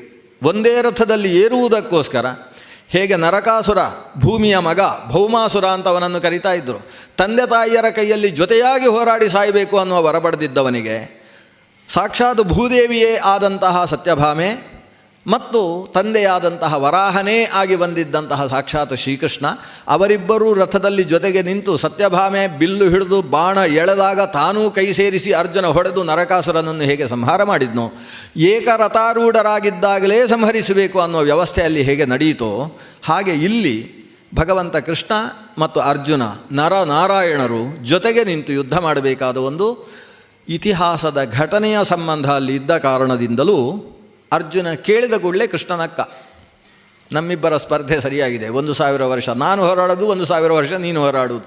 ಅವತ್ತು ನಡೆಸಿದ ಸ್ಪರ್ಧೆ ಉಂಟಲ್ಲ ಅದು ಮತ್ತೆ ಇವತ್ತು ನೀನು ಸ್ಪರ್ಧೆ ಮಾಡ್ತಾ ಇದ್ದಿ, ಸರಿಯಾಗಿದೆ. ಒಂದು ಸಲ ನೀನು ಕೆಳಗೆ ಬೀಳಬೇಕು, ಒಂದು ಸಲ ನಾನು ಮೇಲೆ ಏಳಬೇಕು, ಈ ಕ್ರಮದಲ್ಲಿ ಯುದ್ಧ ಮಾಡೋಣ ಅಂತ ಇಬ್ಬರು ಕೈ ಹಿಡ್ಕೊಂಡು ಅಲ್ಲಿಂದ ರಥ ಹತ್ತಿಕೊಂಡು ಹೊರಟರು. ಬಂದರು ಮನೆಗೆ. ಧರ್ಮರಾಜನಿಗೆ ಆನಂದಕ್ಕೆ ಪಾರವೇ ಇಲ್ಲ. ಕೃಷ್ಣ ಬಂದ, ಇನ್ನು ನಮ್ಮ ಜವಾಬ್ದಾರಿ ಮುಗೀತು. ಇಲ್ಲಿಯ ತನಕ ದೃಪದನ ಜವಾಬ್ದಾರಿಯಲ್ಲಿ ನಡೀತಾ ಇತ್ತು. ಇನ್ನು ಆ ಕಡೆ ಹೋದ ಪುರೋಹಿತರಿಂದ ಕಥೆ ಬರಬೇಕು, ಆದರೆ ಇನ್ನೂ ವಿಚಾರ ಬರಲಿಲ್ಲ ಅಲ್ಲಿಂದ, ಅಲ್ಲಿ ಏನು ನಡೆದಿದೆ ಅನ್ನೋದು ಬೇರೆ ಮತ್ತಿನ ಕೆಲಸ. ಇಷ್ಟರಲ್ಲಿ ಶಲ್ಯ ಹೊರಟು ಬಂದಂತಹ ಒಂದು ಘಟನೆ ನಡೆಯಿತು. ನಾವಿವತ್ತು ಶಲ್ಯನ ಕಥೆಯನ್ನು ಇವತ್ತೇ ಶ್ರವಣ ಮಾಡಿಬಿಡುವ. ಶಲ್ಯ ಭೂಪತಿ ಮದ್ರದೇಶದ ಅರಸು. ಅವನಿಗೆ ದೂತರು ಬಂದು ಹೇಳಿದರು, ಪಾಂಡವರಿಗೆ ಸಹಾಯ ಮಾಡುವುದಕ್ಕೋಸ್ಕರ ಬರಬೇಕಂತೆ ಅಂತ. ಶಲ್ಯನ ಮನಸ್ಸಿನಲ್ಲಿ ಇಬ್ಬಾಗಾಗಿ ಹೋಯಿತು, ನಾನು ಆ ಕಡೆ ಹೋಗುವುದಾ ಈ ಕಡೆ ಹೋಗುವುದಾ ಅಂತ. ವಸ್ತುತಃ ಪಾಂಡವರ ಕಡೆಗೆ ಸೇರಬೇಕು ಅನ್ನುವ ವಿಷಯದಲ್ಲಿ ಪ್ರಶ್ನೆ ಬರಬಾರ್ದಿತ್ತು ಶಲ್ಯನಿಗೆ. ಯಾಕಂದರೆ ಅವನ ಸಾಕ್ಷಾತ್ ತಂಗಿ ಮಾದ್ರೀದೇವಿ, ಆ ಮಾದ್ರೀದೇವಿಯಲ್ಲಿ ಆವಿರ್ಭವಿಸಿದ ಮಕ್ಕಳು ನಕುಲ ಸಹದೇವರು. ಆ ನಕುಲ ಸಹದೇವರು ಪಾಂಡು ಸುತರು, ಪಾಂಡು ಇವನಿಗೆ ಭಾವ ಆಗಬೇಕು. ಅಂಥ ಸ್ಥಿತಿಯಲ್ಲಿ ಅವನ ಆಲೋಚನೆ ಏನು, ಸೀದಾ ಬರಬೇಕವ. ಅಕ್ಕಪಕ್ಕದವರ ಹತ್ರ ಎಲ್ಲ ಕೇಳಿದ, ಒಂದು ದೊಡ್ಡ ಸಭೆ ಮಾಡಿದ. ಆ ಸಭೆಯಲ್ಲಿ ತೀರ್ಮಾನ ಆಯಿತು ಪಾಂಡವರ ಕಡೆಗೆ ಸೇರುವುದು. ಆದರೂ ಅವನ ಮನಸ್ಸಿನಲ್ಲಿ ದುರ್ಯೋಧನ ಭಾರಿ ಒಳ್ಳೆಯವ ಅಲ್ವಾ, ದುರ್ಯೋಧನನ ಕೈಯಲ್ಲಿ ಅಲ್ವಾ ಈಗ ಅಧಿಕಾರ ಎಲ್ಲ ಇರುವುದು, ಈ ಅಧಿಕಾರ ಇರತಕ್ಕಂಥ ಪಕ್ಷಕ್ಕೆ ಸೇರಿದರೆ ಹೆಚ್ಚು ಅನುಕೂಲ ಅಲ್ವಾ ಅಂತ ಅವನ ಮನಸ್ಸಿನಲ್ಲಿ ಒಂದು ಸ್ವಲ್ಪ ದ್ವಂದ್ವ ಸ್ಥಿತಿ ಇದೆ. ನಾವು ಇತಿಹಾಸದ ವ್ಯಕ್ತಿಗಳನ್ನು ನೋಡಬೇಕಾದರೆ ಇವತ್ತು ಅಲ್ಲಿ ಕೇವಲ ವ್ಯಕ್ತಿಯಾಗಿ ಅವರಲ್ಲಿ ಕಾಣಬಾರ್ದು, ವೇದವ್ಯಾಸರು ಚಿತ್ರಿಸಿದಂತಹ ಅವರಲ್ಲಿರುವ ಭಾವಗಳನ್ನು ನೋಡಿಕೊಂಡು ಆ ಭಾವ ಅನ್ನೋದು ಆಸುರ ಭಾವವೋ ದೈವೀ ಭಾವವೋ ಅಥವಾ ದೈವೀ ಆಸುರ ಸಂಯೋಗ ನಡೆದಿದೆಯೋ ಅನ್ನೋದನ್ನು ಗಮನಿಸಿಕೊಂಡು ನಮ್ಮಲ್ಲಿ ಅಂಥದ್ದು ಪ್ರವೇಶ ಆಗದೇ ಇರುವ ಹಾಗೆ ಎಚ್ಚರ ವಹಿಸಬೇಕು. ಶಲ್ಯನ ವ್ಯಕ್ತಿತ್ವ ಹೇಗೆ ಅಂದರೆ ಅಲ್ಲಿ ದೈವೀ ಆಸುರಿ ಭಾವಗಳ ಮೇಲನ ನಮಗೆ ಕಾಣಿಸ್ತದೆ. ಅವನಿಗೆ ಒಂದು ಸಲ ಪಾಂಡವರ ಕಡೆಗೆ ಸೇರುವ ಅಂತ ಅನಿಸುತ್ತೆ. ಯಾಕಂದರೆ ಅರ್ಜುನ ಇದ್ದಾರೆ, ಭೀಮ ಇದ್ದಾರೆ, ಇವರೆಲ್ಲರ ಜೊತೆಗೆ ಸೇರಿದರೆ ನಮಗೆ ಗೆಲುವಾಗುವ ಸಾಧ್ಯತೆ ಇದೆ. ಇನ್ನೊಂದು ಸಲ ದುರ್ಯೋಧನನ ಕಡೆಯಲ್ಲಿ ಭೀಷ್ಮ ಇದ್ದಾರೆ, ದ್ರೋಣ ಇದ್ದಾರೆ, ಅಲ್ಲಿ ಸೇರಿದರೆ ಅನುಕೂಲ ಜಾಸ್ತಿ.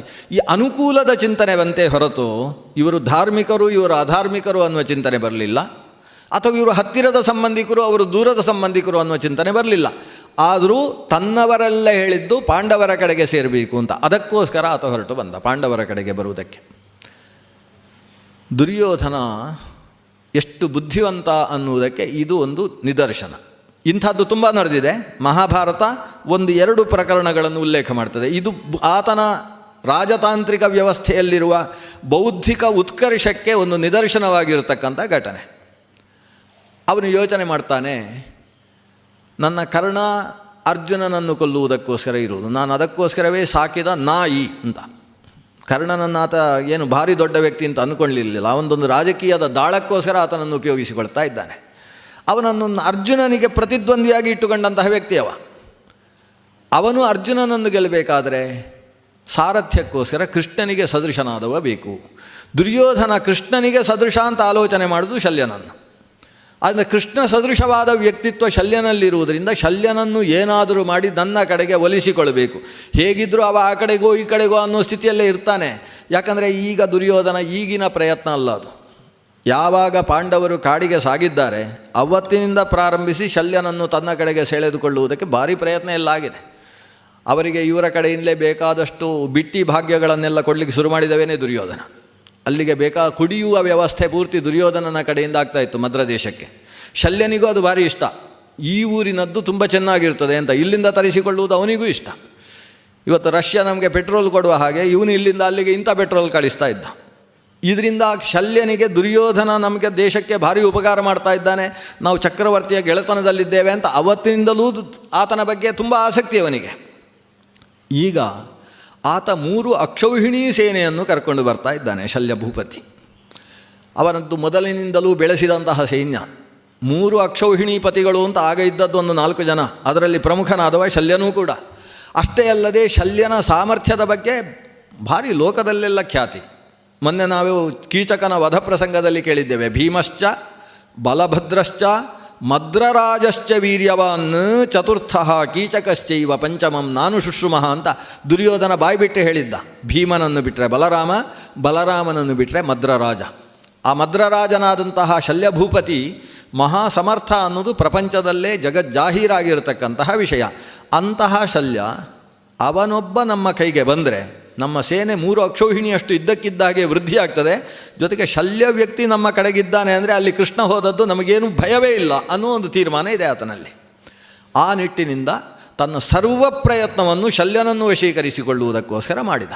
ಎಷ್ಟು ದೊಡ್ಡ ವ್ಯವಸ್ಥೆ ಅಂದರೆ, ಶಲ್ಯ ತನ್ನ ಊರಿನಿಂದ ಹೊರಟು ತನ್ನ ಗಡಿಯನ್ನು ದಾಟಿದ ಕೂಡಲೇ 3 ಅಕ್ಷೌಹಿಣೀ ಸೈನ್ಯಕ್ಕೂ ಕೂಡ ಯಾವ ಹೊತ್ತಿಗೆ ರಾತ್ರಿ ಆಗ್ತದೆ ಅನ್ನುವುದನ್ನು ಲೆಕ್ಕ ಹಾಕಿ ಆ ಜಾಗದಲ್ಲಿ ಅಷ್ಟೂ ಜನರಿಗೂ ಉಳಿದುಕೊಳ್ಳುವುದಕ್ಕೆ ಬೇಕಾದ ವ್ಯವಸ್ಥೆ. ಅಂದರೆ ಪೆಂಡಾಲುಗಳನ್ನು ಹಾಕುವುದು ಅಂತ ಅರ್ಥ. ಅಷ್ಟೇ ಅಲ್ಲಂತೆ, ಅವರ ಸ್ನಾನಕ್ಕೆ ಬೇಕಾಗಿ ದೂರದಲ್ಲಿ ನದಿ ಇದ್ದರೆ ಆ ನದಿಯನ್ನು ಹರಿಸಿ ಅಲ್ಲಿ ಅವರಿಗೆ ಹೊಂಡಗಳನ್ನು ವ್ಯವಸ್ಥೆ ಮಾಡಿದ್ದ. ಸ್ನಾನಕ್ಕೆ ವ್ಯವಸ್ಥೆಗಳು, ಬಿಸಿ ನೀರಿನ ವ್ಯವಸ್ಥೆಗಳು, ಕುಡಿಯುವುದಕ್ಕೆ ಬೇಕಾದ ವ್ಯವಸ್ಥೆಗಳು, ತಿನ್ನುವುದಕ್ಕೆ ನಾನಾ ಥರದ ಮಾಂಸ ಖಾದ್ಯ ಪಾದ್ಯಗಳಿಂದ ತುಂಬಿರತಕ್ಕಂಥ ವ್ಯವಸ್ಥೆಗಳು, ಎಲ್ಲ ವ್ಯವಸ್ಥೆಗಳನ್ನು ಮಾಡಿಟ್ಟಿದ್ದಾನೆ. ಇಂಥದ್ರಲ್ಲೆಲ್ಲ ಶಲ್ಯನಿಗೆ ಭಾರಿ ಇಷ್ಟ. ಅದು ಗೊತ್ತಿದೆ ಇವನಿಗೆ. ಅವರಿಗೆ ಯಾವುದು ಇಷ್ಟ, ಅವನು ಯಾವ ತರಕಾರಿಯನ್ನು ಇಚ್ಛೆ ಪಡ್ತಾನೆ, ಯಾವ ಪ್ರಾಣಿಯನ್ನು ಇಚ್ಛೆ ಪಡ್ತಾನೆ ಎಲ್ಲ ದುರ್ಯೋಧನ ಮೊದಲೇ ತಿಳ್ಕೊಂಡಿದ್ದಾನೆ. ತನ್ನ ಸಚಿವರ ಮೂಲಕ ಅಷ್ಟೂ ವ್ಯವಸ್ಥೆಗಳನ್ನು ಮಾಡಿಸಿದ್ದಾನೆ. ಬಿಸಿಲು ಆಗುವಂತಹ ಜಾಗಗಳಲ್ಲೆಲ್ಲ ಮರದ ಅಡಿಯಲ್ಲಿ ಸಾಗಬೇಕಾದಂತಹ ಸೇನೆಗಳಿಗೆ ಎಲ್ಲಿ ಭಾರೀ ಬಿಸಿಲು ಬೀಳುವಂತಹ ಪ್ರಸಂಗ ಇದೆ ಅಂಥಲ್ಲೆಲ್ಲ ಅರವಟ್ಟಿಗೆಗಳ ವ್ಯವಸ್ಥೆಯನ್ನು ಮಾಡಿಟ್ಟಿದ್ದಾನೆ. ಬೇಕಾದಷ್ಟು ಮಜ್ಜಿಗೆ ನೀರು, ಬೇಕಾದಷ್ಟು ಕುಡಿಯುವುದಕ್ಕೆ ನೀರಿನ ವ್ಯವಸ್ಥೆ, ನೀರು ಕುಡಿಯುವಾಗ ಪಕ್ಕದಲ್ಲಿ ವಿಶಿಷ್ಟವಾದ ಬೆಲ್ಲದ ಖಂಡ ಶರ್ಕರ ಅಂತಹ ವ್ಯವಸ್ಥೆ, ಇದೆಲ್ಲವನ್ನು ಮಾಡಿಟ್ಟಿದ್ದಾನೆ. ರಾಜನಿಗೆ ಎಲ್ಲಿ ಬಂದರೂ ಸುಖ ವೈಭೋಗಗಳು. ರಾತ್ರಿಯ ವಿಶ್ರಾಂತಿಗಂತೂ ಎಷ್ಟು ಹೆಣ್ಣು ಮಕ್ಕಳ ಸೇವಾ ಭಾಗ್ಯಗಳು ಎಲ್ಲವನ್ನೂ ಕಲ್ಪಿಸಿಕೊಟ್ಟಿದ್ದಾನೆ. ಇದರಿಂದ ಶಲ್ಯನಿಗೆ ಇಷ್ಟು ವ್ಯವಸ್ಥೆಯನ್ನು ಮಾಡಿದಂತಹ ವ್ಯಕ್ತಿಗೆ ನಾನು ಸಂಪೂರ್ಣವಾಗಿ ನನ್ನನ್ನು ಅರ್ಪಿಸಿಕೊಳ್ಬೇಕು ಅನ್ನೋ ಭಾವ ಬರ್ತದೆ. ಅವನಿಗೆ ಗೊತ್ತಿಲ್ಲ ಅಂತಿಲ್ಲ, ಇದು ದುರ್ಯೋಧನ ವ್ಯವಸ್ಥೆ ಮಾಡಿದ್ದು ಅಂತ. ಇಷ್ಟೆಲ್ಲ ತಿನ್ನುವವ ಇದು ಯಾರು ಮಾಡಿದ್ದು ಅಂತ ಗೊತ್ತಿಲ್ಲದೆ ತಿಂತ ಹೋಗ್ತಾನೆ ಅಂತೇಳಿದರೆ ಅವನಿಗಿಂತ ದುರದೃಷ್ಟದ ಕೆಟ್ಟ ವ್ಯಕ್ತಿ ಮತ್ತೊಬ್ಬ ಇಲ್ಲ. ಏನೆಲ್ಲ ಅನುಭವಿಸ್ತಾನೆ, ಇದು ಯಾರು ಮಾಡಿದ್ದು ಅಂತ ಕೇಳದೇ ಇದ್ದ ವ್ಯಕ್ತಿ ಒಬ್ಬ ರಾಜ ಆಗುವುದಕ್ಕೆ ಸಾಧ್ಯ ಇಲ್ಲ. ರಾಜನಾದಂತಹ ಶಲ್ಯನಿಗೆ ಇದೆಲ್ಲ ವ್ಯವಸ್ಥೆಯನ್ನು ಮಾಡಿದ್ದು ದುರ್ಯೋಧನ ಅನ್ನುವ ಕಲ್ಪನೆ ಇಲ್ಲದೇ ಇಲ್ಲ, ಇದೆ. ಇದು ದುರ್ಯೋಧನನ ಕಡೆಗೆ ಸೇರುವುದಕ್ಕೆ ಒಂದು ವಿಶಿಷ್ಟವಾದ ಅವಕಾಶ ಅಂತ ಮುಚ್ಚಿಕೊಳ್ಳುವುದಕ್ಕೋಸ್ಕರ ಮಾಡಿದಂಥ ಒಂದು ನಾಟಕ ಅಂತ ಅನಿಸುತ್ತೆ. ಮಹಾಭಾರತದಲ್ಲಿ ಬಾಯ್ಬಿಟ್ಟು ಹೇಳುವುದಿಲ್ಲ ವೇದವ್ಯಾಸರು. ಇದು ಶಲ್ಯಂದು ನಾಟಕವೋ ನಿಜವಾಗಿಯೂ ಹಾಗೆ ನಡೀತೋ? ನಮಗೊಂದು ಭಾಳ ವಿಚಿತ್ರ ಪ್ರಸಂಗವಾಗಿದೆ ಇದು. ಶಲ್ಯನ ವ್ಯಕ್ತಿತ್ವ ಏನು ಅಂತ ತೀರ್ಮಾನಿಸಲಿಕ್ಕೆ ಆಗದೇ ಇರುವಂತಹ ಒಂದು ಪ್ರಸಂಗ. ಅವನು ರಾತ್ರಿಯ ಹೊತ್ತು ಕುಡಿಯುವುದಕ್ಕೆ ತಿನ್ನುವುದಕ್ಕೆಲ್ಲ ಕೊಟ್ಟದ್ದನ್ನು ಭಾರಿ ಅನುಭವಿಸಿ, ಅಲ್ಲಿ ಸೇವಕಿಯರು ಅವರೆಲ್ಲ ಮಾಡ್ತಾ ಇರುವ ಉಪಚಾರಗಳನ್ನೆಲ್ಲ ಅನುಭವಿಸ್ತಾ, ಇದೆಲ್ಲ ವ್ಯವಸ್ಥೆ ಮಾಡಿದವನಿಗೆ ನಾನು ನನ್ನನ್ನೇ ಅರ್ಪಿಸಿಕೊಂಡಿದ್ದೇನೆ, ಅವನು ಏನು ವರ ಕೇಳಿದರೂ ಈ ಕ್ಷಣದಲ್ಲಿ ಕೊಡಬಲ್ಲೆ ಅಂತ ಒಂದು ಮಾತಾಡಿಬಿಟ್ಟ. ದುರ್ಯೋಧನ ಅದಕ್ಕೆ ಸರಿಯಾಗಿ ಮುಂದೆ ಬಂದು ನಿಮ್ಮ ಸಹಾಯ ನಮ್ಮ ಸೇನೆಯಲ್ಲಿ ಬೇಕು ಅಂತ ಕೇಳಿದ. ಅಸ್ತು ಅಂತ ಇವ ಹೇಳಿಬಿಟ್ಟ, ಮುಗೀತಲ್ಲಿ. ಆಮೇಲೆ ಚರ್ಚೆ ಮಾಡಲಿಲ್ಲ. ನಾನು ಪಾಂಡವರ ಕಡೆಗೆ ಹೋಗುವುದು ಅಂತ ಆಲೋಚನೆ ಮಾಡಿದ್ದೆ, ನೀನು ಕೇಳಿದೆಯಲ್ಲ, ಸರಿ ನಿನ್ನ ಜೊತೆಗೆ ಅಂತ ಹೀಗೆ ಒಪ್ಪಿಕೊಂಡು ಬಿಟ್ಟ. ಇದು ನಮಗೆ ತುಂಬ ಆಶ್ಚರ್ಯವನ್ನು ಕೊಡ್ತಕ್ಕಂಥ ಒಂದು ಘಟನೆ. ಅದಕ್ಕೆ ನಾನು ಹೇಳಿದ್ದು, ಇವನು ಆ ಪಕ್ಷಕ್ಕೋ ಈ ಪಕ್ಷಕ್ಕೋ ಸೀಮಿತನಾದ ವ್ಯಕ್ತಿ ಅಲ್ಲ. ಎಲ್ಲಿಂದ ಲಾಭ ಉಂಟು ಆ ಕಡೆಗೆ ಸೇರುವುದು ಅನ್ನುವ ರೀತಿಯ ವ್ಯಕ್ತಿತ್ವ ಉಳ್ಳವ ಶಲ್ಯ. ಅದಕ್ಕೆ ಅನುಗುಣವಾಗಿ ಮುಂದೆ ಅದೇ ರೀತಿಯ ಮರಣವನ್ನು ಅವ ಕುರುಕ್ಷೇತ್ರದಲ್ಲಿ ಬೆಳಿಬೇಕಾಗ್ತದೆ. ಕೌರವರ ಕಡೆಗೆ ಇವ ಸೇರಿದ ಅಂತ ಅವನನ್ನು ತಮ್ಮ ಕಡೆಗೆ ಸೆಳೆದುಕೊಳ್ಳುವುದಕ್ಕೆ ಶ್ರೀಕೃಷ್ಣ ಏನಾದರೂ ಪ್ರಯತ್ನ ಪಟ್ಟ? ಶ್ರೀಕೃಷ್ಣ ಅನೇಕರನ್ನು ತನ್ನ ಕಡೆಗೆ ಸೆಳೆದುಕೊಳ್ಳುವುದಕ್ಕೆ ಪ್ರಯತ್ನ ಪಟ್ಟದ್ದಿದೆ. ಆದರೆ ಶಲ್ಯನ ಬಗ್ಗೆ ತುಟಿಪಿಟುಕ್ ಅನ್ನೋದಿಲ್ಲವ. ಯಾಕಂದರೆ ಅವ ಅಲ್ಲಿ ಬೇಕು ನಮಗೆ, ಅಲ್ಲಿದ್ದರೇ ಸ್ವಲ್ಪ ಪ್ರಯೋಜನವಾಗುವುದು ಅಂತ. ಹೀಗೆ ಶಲ್ಯ ದುರ್ಯೋಧನನ ಕಡೆಗೆ ಸೇರುವಲ್ಲಿ ಪ್ರಮುಖವಾಗಿ ದುರ್ಯೋಧನ ನಡೆಸಿದಂತಹ ರಾಜತಾಂತ್ರಿಕವಾದಂತಹ ಕುತಂತ್ರ ಕಾರಣವಾಗಿ ಹೋಯಿತು. ಶಲ್ಯ ಹೇಳ್ತಾನೆ ದುರ್ಯೋಧನ ಹತ್ರ, ನಾನು ನಿನ್ನ ಕಡೆಗೆ ಸೇರುವುದು ಆಲೋಚನೆ ಮಾಡಬೇಡ, ನಾನು ಅದನ್ನು ತೀರ್ಮಾನ ಮಾಡಿ ಆಗಿದೆ, ಕೊಟ್ಟ ಮಾತನ್ನು ನಾನು ಯಾವತ್ತೂ ತಪ್ಪುವುದಿಲ್ಲ. ಆದರೆ ನನಗೆ ಹತ್ತಿರದವರಲ್ವ, ಜನ ಬೇರೆ ಬೇರೆ ಥರ ಮಾತಾಡಿಕೊಳ್ಬಾರ್ದು, ಅದಕ್ಕೋಸ್ಕರ ಅಲ್ಲಿ ಒಂದು ಸಲ ಹೋಗಿ ಮಾತಾಡಿ ಬರ್ತೇನೆ, ಉಪಪ್ಲಾವಕ್ಕೆ ಹೋಗಿ ಬರ್ತೇನೆ. ದುರ್ಯೋಧನ ಹೇಳಿದ, ನಮ್ಮ ಕಡೆಗೆ ಬರ್ತೀರಿ, ನನಗೆ ನಿಶ್ಚಯ ಇದೆ, ನೀವು ಹೋಗಿ. ಹಾಗೆ ಉಪಪ್ಲಾವಕ್ಕೆ ಹೋದವ ಏನು ಸತ್ಕಾರ. ಉಪಪ್ಲಾವಕ್ಕೆ ಬಂದಾಗ ಎಲ್ಲರೂ ನಮಸ್ಕಾರ ಮಾಡ್ತಾರಂತೆ, ನಮ್ಮ ದೊಡ್ಡ ಮಾವ ಬಂದಿದ್ದಾರೆ ಅಂತ. ಮಾವನ ಕಾಲಿಗೆ ಬಿದ್ದಿದ್ದಾರೆ, ಮಾವನನ್ನು ಉಚ್ಚಾಸನದಲ್ಲಿ ಕೂಡಿಸಿದ್ದಾರೆ, ಯೋಗಕ್ಷೇಮ ವಿಚಾರಣೆ ಮಾಡಿದ್ದಾರೆ, ಬರುವಾಗ ಏನು ಕಷ್ಟ ಆಯಿತು, ಈ ಪ್ರಯಾಣ ಹೇಗಿತ್ತು ಅಂತ ವಿಚಾರಿಸಿದ್ದಾರೆ. ಇವನು ಭಾಳ ನಗುವಿನಿಂದಲೇ ಹೇಳ್ತಾನೆ, ಎಲ್ಲ ವ್ಯವಸ್ಥೆ ದುರ್ಯೋಧನ ಮಾಡಿ ಹಾಕಿದ್ದ, ಎಂಥ ವ್ಯವಸ್ಥೆ ಮಾಡಿದ ಅಂತ ಬಾಯಿ ಬಿಚ್ಚಿ ಹೊಗಳ್ತಾನೆ, ಅಷ್ಟು ವ್ಯವಸ್ಥೆ ಮಾಡಿದ ಅಂತ. ಆಗಲಿ, ಒಂದು ಮಾವನ ಮೇಲೆ ಅಷ್ಟು ಪ್ರೀತಿ ಇದೆಯಲ್ಲ ನಮ್ಮ ದುರ್ಯೋಧನನಿಗೆ ಅಂತ ಇವರು ಹೇಳಿದರೆ, ನಾನು ಅವನಿಗೊಂದು ಮಾತು ಕೊಟ್ಟು ಬಿಟ್ಟೆ ಧರ್ಮಜ, ನನ್ನ ಸೇನೆ ಮತ್ತು ನನ್ನ ಬಲ ಎಲ್ಲವನ್ನು ಕೂಡ ಅವನಿಗೆ ಸಮರ್ಪಿಸಿ ಬಿಟ್ಟಿದ್ದೇನೆ ಅಂತ. ಯಾವ ನಾಚಿಕೆಯೂ ಇಲ್ಲದೆ ಅಥವಾ ಯಾವ ರೀತಿಯ ಲಜ್ಜೆ ಅಥವಾ ಒಂದು ರೀತಿಯ ಬೇಸರಿಕೆ, ನಿಮಗೆ ನಾನು ಸಹಾಯ ಮಾಡಬೇಕಿತ್ತು ಅದು ಯಾವುದೂ ಇಲ್ಲದೆ ಹೇಳಿಬಿಟ್ಟ. ಧರ್ಮರಾಜನು ಅಷ್ಟೇ ಖುಷಿಯಿಂದ ಸ್ವೀಕರಿಸಿದ, ಏನೂ ಬೇಸರ ಮಾಡಿಕೊಳ್ಳಿಲ್ಲ. ಒಳ್ಳೆಯದಾಯಿತು ಅಂತ, ಪಿಶಾಚಿ ಹೋಯಿತು ಅನ್ನುವ ಭಾವ ಧರ್ಮರಾಜನಿಗೆ ಬಂದ ಹಾಕಿತ್ತು. ಇಲ್ಲೇ ಹೋದರೆ ಮಾವ ಅವನು ಸೇನೆ ತಗೊಂಡು ಬಂದು ನಮಗೆ ಸಹಾಯ ಮಾಡಲಿಕ್ಕೆ ಬರ್ತಕ್ಕ, ನಮ್ಮ ಕಡೆಗೆ ಸೇರಬೇಕೋ ಬೇಡ. ಅಲ್ಲಿ ಹೋದ ಅಂದರೆ ಇಷ್ಟು ದೊಡ್ಡ ಸೇನೆ ಹೋಯ್ತಾ, ಆ 3 ಅಕ್ಷೌಹಿಣಿ ನಮಗೆ ಬಂದಿದ್ದರೆ 7 3 11 ಆಗಿಬಿಡ್ತಿತ್ತು, 10 ಆಗಿಬಿಡ್ತಿತ್ತು. ಅಲ್ಲಿ 11 - 3 ಆಗಿ ಅದು 8ಕ್ಕೆ ಇಳೀತಿತ್ತು, ಅವ್ರದ್ದು 8 ನಮ್ಮದು 10 ಹೀಗಾಗಿ ಬಿಡ್ತಿತ್ತು. ಏನು ಯೋಚನೆ ಮಾಡಿದ್ನ ಇವ? ಏನೂ ಯೋಚನೆ ಇಲ್ಲ. ಸರಿ ಮಾವ ಹೋಗಿ, ನೀವೇನು ಮಾತು ಕೊಟ್ಟಿದ್ದೀರಿ ಅದು ಉಳಿಬೇಕು, ನೀವು ಅಲ್ಲಿ ಹೋಗಿ. ನಕುಲ ಸಹದೇವರೇ, ನೀವು ಬೇಸರ ಮಾಡ್ಕೊಳ್ಬೇಡಿ, ಮಾವ ಅಲ್ಲಿ ಇರ್ತಾರೆ, ದಿವಸ ಯುದ್ಧದಲ್ಲಿ ಎದುರು ಕಾಣಿಸ್ತಾರೆ. ನಮ್ಮ ಕಡೆಯಲ್ಲೇ ಇದ್ದರೆ ನಮ್ಮ ಹಿಂದೆ ಕಾಣಿಸ್ಬೇಕು ಅವರು, ಈಗ ಹಾಗಿಲ್ಲ, ಅಲ್ಲಿ ಕಾಣಿಸ್ತಾರೆ. ಆದರೆ ಮಾವನ ಹತ್ರ ನಂದೊಂದು ಬೇಡಿಕೆ ಇದೆ. ಈ ಧರ್ಮರಾಜ ಇಂಥ ಒಂದು ಬೇಡಿಕೆ ಇಡ್ತಾನೆ ಅನ್ನೋದು ಒಂದು ಆಶ್ಚರ್ಯದ ವಿಷಯ, ನಾವು ಅರ್ಥ ಮಾಡಿಕೊಳ್ಳುವಂಥದ್ದಿದೆ ಇದರಲ್ಲಿ. ಆತ ಬೇಡಿಕೆ, ನಮ್ಮದೊಂದು ಬೇಡಿಕೆ, ಯಾವತ್ತೂ ದುರ್ಯೋಧನ ನಿಮ್ಮನ್ನು ವಾಸುದೇವ ಸಮ ಅಂತ ಭಾವಿಸ್ತಾನೆ. ಆದ್ದರಿಂದ ವಾಸುದೇವ ಸಮನಾದಂತಹ ನಿಮ್ಮನ್ನು ಕರ್ಣನಿಗೆ ಸಾರಥ್ಯಕ್ಕೋಸ್ಕರ ಅವ ಕೇಳಿಯೇ ಕೇಳ್ತಾನೆ, ಇದರಲ್ಲಿ ಸಂಶಯ ಇಲ್ಲ. ಅದಕ್ಕೆ ಮಾತ್ರನೂ ಹೇಳ್ತಾನೆ, ಹೌದೌದು ಅಷ್ಟು ಮಾಡಿಯೇ ಮಾಡ್ತಾನೆ. ಅವನು ನನ್ನನ್ನು ಯಾವತ್ತೂ ಕೃಷ್ಣನಿಗೆ ಸದೃಶ ಅಂತ ಹೇಳಿ ಯಾವತ್ತೂ ಪ್ರದಕ್ಷಿಣೆ ಬಂದು ನಮಸ್ಕಾರ ಮಾಡ್ತಾ ಇರ್ತಾನೆ ದುರ್ಯೋಧನ. ಇದು ಇವತ್ತು 13 ವರ್ಷದಿಂದ ಹೀಗೆ ನಡೀತಾ ಇದೆ. ಆದ್ದರಿಂದ ನೀವು ಕರ್ಣನಿಗೆ ಯಾವಾಗ ಸಾರಥ್ಯವನ್ನು ಮಾಡ್ತೀರಿ ಆವಾಗ ನಮ್ಮ ಅರ್ಜುನನ ಕಡೆಗೆ ಒಂದು ಪ್ರೀತಿ ಇಡ್ತೀರಿ, ನೀವಲ್ಲಿ ಸ್ವಲ್ಪ ಹೆಚ್ಚು ಕಡಿಮೆ ಮಾಡಿದರೂ ತೊಂದರೆ ಇಲ್ಲ. ಕರ್ಣನ ಆತ್ಮಸ್ಥೈರ್ಯವನ್ನು ಜಗ್ಗಿಸುವುದಕ್ಕೆ ಬೇಕಾದ ಮಾತುಗಳನ್ನಾಡುವುದರ ಮೂಲಕ ನನ್ನ ತಮ್ಮನ ಮೇಲೆ ಒಂದು ಪ್ರೀತಿಯ ದೃಷ್ಟಿ ನಿಮ್ಮಲ್ಲಿರಲಿ, ಇಷ್ಟು ಹೇಳಿದ್ದೀವ. ತಮ್ಮನ ಮೇಲೆ ಪ್ರೀತಿ ಇರಲಿ ತಮಗೆ. ಶಲ್ಯ ಹೇಳ್ತಾನೆ, ಅದಕ್ಕಿಂತ ಜಾಸ್ತಿ ಬೇಕಾದರೂ ಮಾಡ್ತೇನೆ ಬಿಡು, ಯೋಚಿಸಬೇಡ ಅಂತ ಹೇಳ್ತಾನೆ ಶಲ್ಯ. ಅದಕ್ಕಿಂತ ಜಾಸ್ತಿ ಮಾಡ್ತೇನೆ ಅಂದರೆ ಏನರ್ಥ? ನಾನು ಅರ್ಧದಲ್ಲಿ ಸಾರಥ್ಯವನ್ನು ಬಿಟ್ಟು ಹೋಗಿ ಅವನನ್ನು ಅರ್ಧದಲ್ಲಿ ಸಾಯುವ ಹಾಗೆ ಬೇಕಾದರೂ ಮಾಡ್ತೇನೆ, ನೀನೇನು ಯೋಚಿಸಬೇಡ. ಈ ವ್ಯಕ್ತಿತ್ವವನ್ನು ನಾವು ಶಲ್ಯನಲ್ಲಿ ಒಳ್ಳೆಯ ವ್ಯಕ್ತಿತ್ವವೋ ಕೆಟ್ಟ ವ್ಯಕ್ತಿತ್ವವೋ ಅಂತ ಆಲೋಚಿಸಬೇಕು. ಆದ್ದರಿಂದೇ ಧರ್ಮಜ ಈ ಮಾತನ್ನೇ ಹೇಳ್ತಾನೆ, ನನ್ನ ತಮ್ಮನ ಬಗ್ಗೆ ಒಳ್ಳೆಯ ದೃಷ್ಟಿ ಇಡಿ. ಇದು ನಿಜವಾಗಿ ಧರ್ಮಜ ಹೇಳುವ ಮಾತಲ್ಲ, ಪರಪಕ್ಷಕ್ಕೆ ಸೇರಿಯಾದಂತಹ ವ್ಯಕ್ತಿಯಲ್ಲಿ ಇದೊಂದು ಪಿತೂರಿ, ಆಂತರಿಕ ಪಿತೂರಿಯ ಕೆಲಸ ಆಗ್ತದೆ. ಆದರೆ ಆ ಮಾತನ್ನು ಯಾಕೆ ಧರ್ಮರಾಜ ಹೇಳಿದ? ದುರ್ಯೋಧನನಿಗೆ ಎಚ್ಚರ ಇರಲಿ, ಎಂಥ ವ್ಯಕ್ತಿಗಳನ್ನೆಲ್ಲ ತಮ್ಮ ಕಡೆಯಲ್ಲಿ ಸೇರಿಸಿಕೊಂಡ್ರೆ ಒಳ್ಳೆಯದಾಗ್ತದೋ ಕೆಟ್ಟದಾಗ್ತದೋ ಜಾಗ್ರತೆ ಇರಲಿ ಅವ. ಅಂದರೆ ಶಲ್ಯನ ನಿಜ ಸ್ಥಿತಿ ಏನು, ಅವನ ಮಾನಸ ಭಾವ ಅಥವಾ ನಿಷ್ಠೆ, ಒಂದು ಪಕ್ಷಕ್ಕೆ ಸೇರಿದರೆ ಆ ಪಕ್ಷದ ಮೇಲಿನ ನಿಷ್ಠೆ ಎಷ್ಟಿದೆ ಅನ್ನುವುದು ಈ ಧರ್ಮರಾಜನಿಗೆ ಅಂತರಂಗ ವಿಷಯ ಸ್ಪಷ್ಟ ಇದೆ. ಈ ರೀತಿಯ ವ್ಯಕ್ತಿತ್ವ ಅಲ್ಲಿಗೋ ಇಲ್ಲಿಗೋ ಧರ್ಮ ಅಧರ್ಮಗಳ ಬಗ್ಗೆ ಪರಿಜ್ಞಾನ ಇಲ್ಲದೆ ಹೇಗಾದರೂ ತಮಗೆ ಲಾಭ ಆಯಿತು ಅನ್ನುವ ಮನಸ್ಥಿತಿಯಲ್ಲಿ ಒಂದು ಪಕ್ಷಕ್ಕೆ ಸೇರ್ತಕ್ಕಂಥ ವ್ಯಕ್ತಿ ನಮ್ಮಲ್ಲಿರುವುದಕ್ಕಿಂತ ಅಲ್ಲಿಗೇ ಹೋದರೆ ಒಳ್ಳೆಯದು ಅನ್ನೋದು ಧರ್ಮಜನ ಕಡೆಯಲ್ಲೂ ಇದೆ. ಆದ್ದರಿಂದಲೇ ಕೊನೆಗೆ ಶಲ್ಯ ಸತ್ತದ್ದು ಧರ್ಮರಾಜನ ಕೈಯಲ್ಲಿ. ಶಲ್ಯ ಸಾಯುವ ಹೊತ್ತಿಗೆ ಶ್ರೀಕೃಷ್ಣ ಹೇಳ್ತಾನೆ, ಅರ್ಜುನ ಮಾವ ಅಂತ ಆಲೋಚನೆ ಮಾಡಬೇಡ, ಧರ್ಮರಾಜ ಯೋಚಿಸಬೇಡ, ಅವ ಮಾವ ಇರ್ಬೋದು, ಆ ಭರ್ಜಿಯನ್ನು ತೆಗೊಂಡು ಅವನನ್ನು ಸಾಯಿಸಿಬಿಡು. ಅವನು ಬದುಕುವುದರಿಂದ ಲೋಕಕ್ಕೆ ಅನರ್ಥ ಇದೆ, ಅವನನ್ನು ಕೊಲ್ಲುವುದರಿಂದ ಅವನಿಗೆ ಒಳ್ಳೆಯದಾಗ್ತದೆ. ತದ್ವದಸ್ತಸ್ಯ ಹಿ ಶ್ರೇಯ ಯದ್ದೋಷಾತ್ ಯಾತ್ಯದ ಪುಮಾನ್. ಅವನನ್ನು ಕೊಲ್ಲುವುದರಿಂದ ಅವನಿಗೆ ಒಳ್ಳೆಯದು. ಅವ ಬದುಕಿದರೆ ಇನ್ನಷ್ಟು ಅಧರ್ಮದ ಕಡೆಗೆ ಸೇರಿಕೊಂಡು ಬೇಡದ ಕೆಲಸ ಮಾಡ್ತಾನೆ. ಅವನನ್ನು ಈಗಲೇ ಸಾಯಿಸಿದರೆ ಇನ್ನಷ್ಟು ಅಧರ್ಮ ಮಾಡುವುದು ನಿಲ್ಲುತ್ತೆ.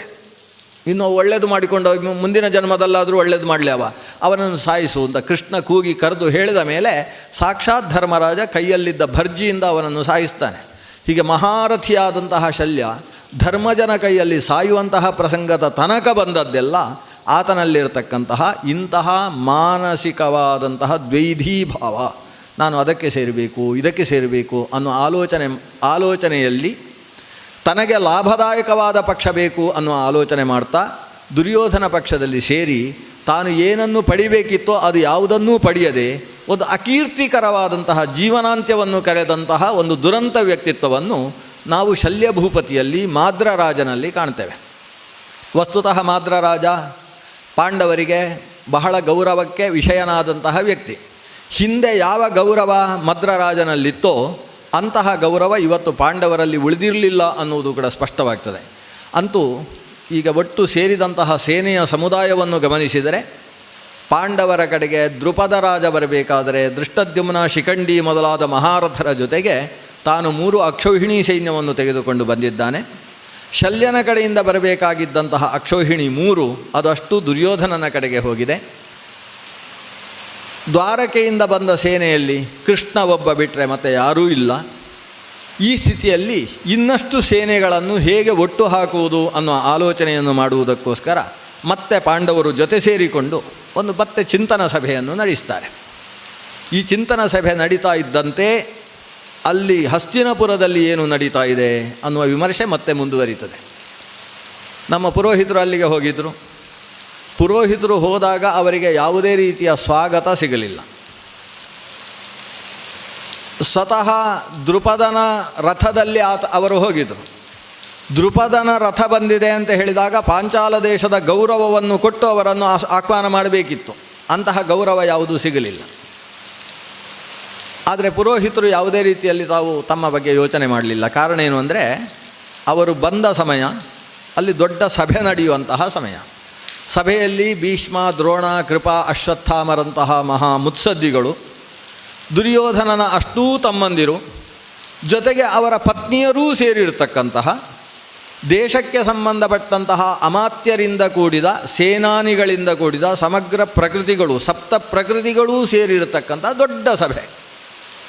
ಪುರೋಹಿತರಿಗೆ ವಿಷಯವನ್ನೆಲ್ಲ ನಿರೂಪಣೆ ಮಾಡುವುದಕ್ಕೆ ಬೇಕಾದ ಸಭೆ ತಾನಾಗಿ ನಿರ್ಮಿತವಾಗಿದ್ದದ್ದು ಅವರಿಗೆ ಅವಕಾಶ ಆಯಿತು. ಆ ಸಭೆಯನ್ನು ಅವರ ಪ್ರವೇಶ ಮಾಡ್ತಾರೆ.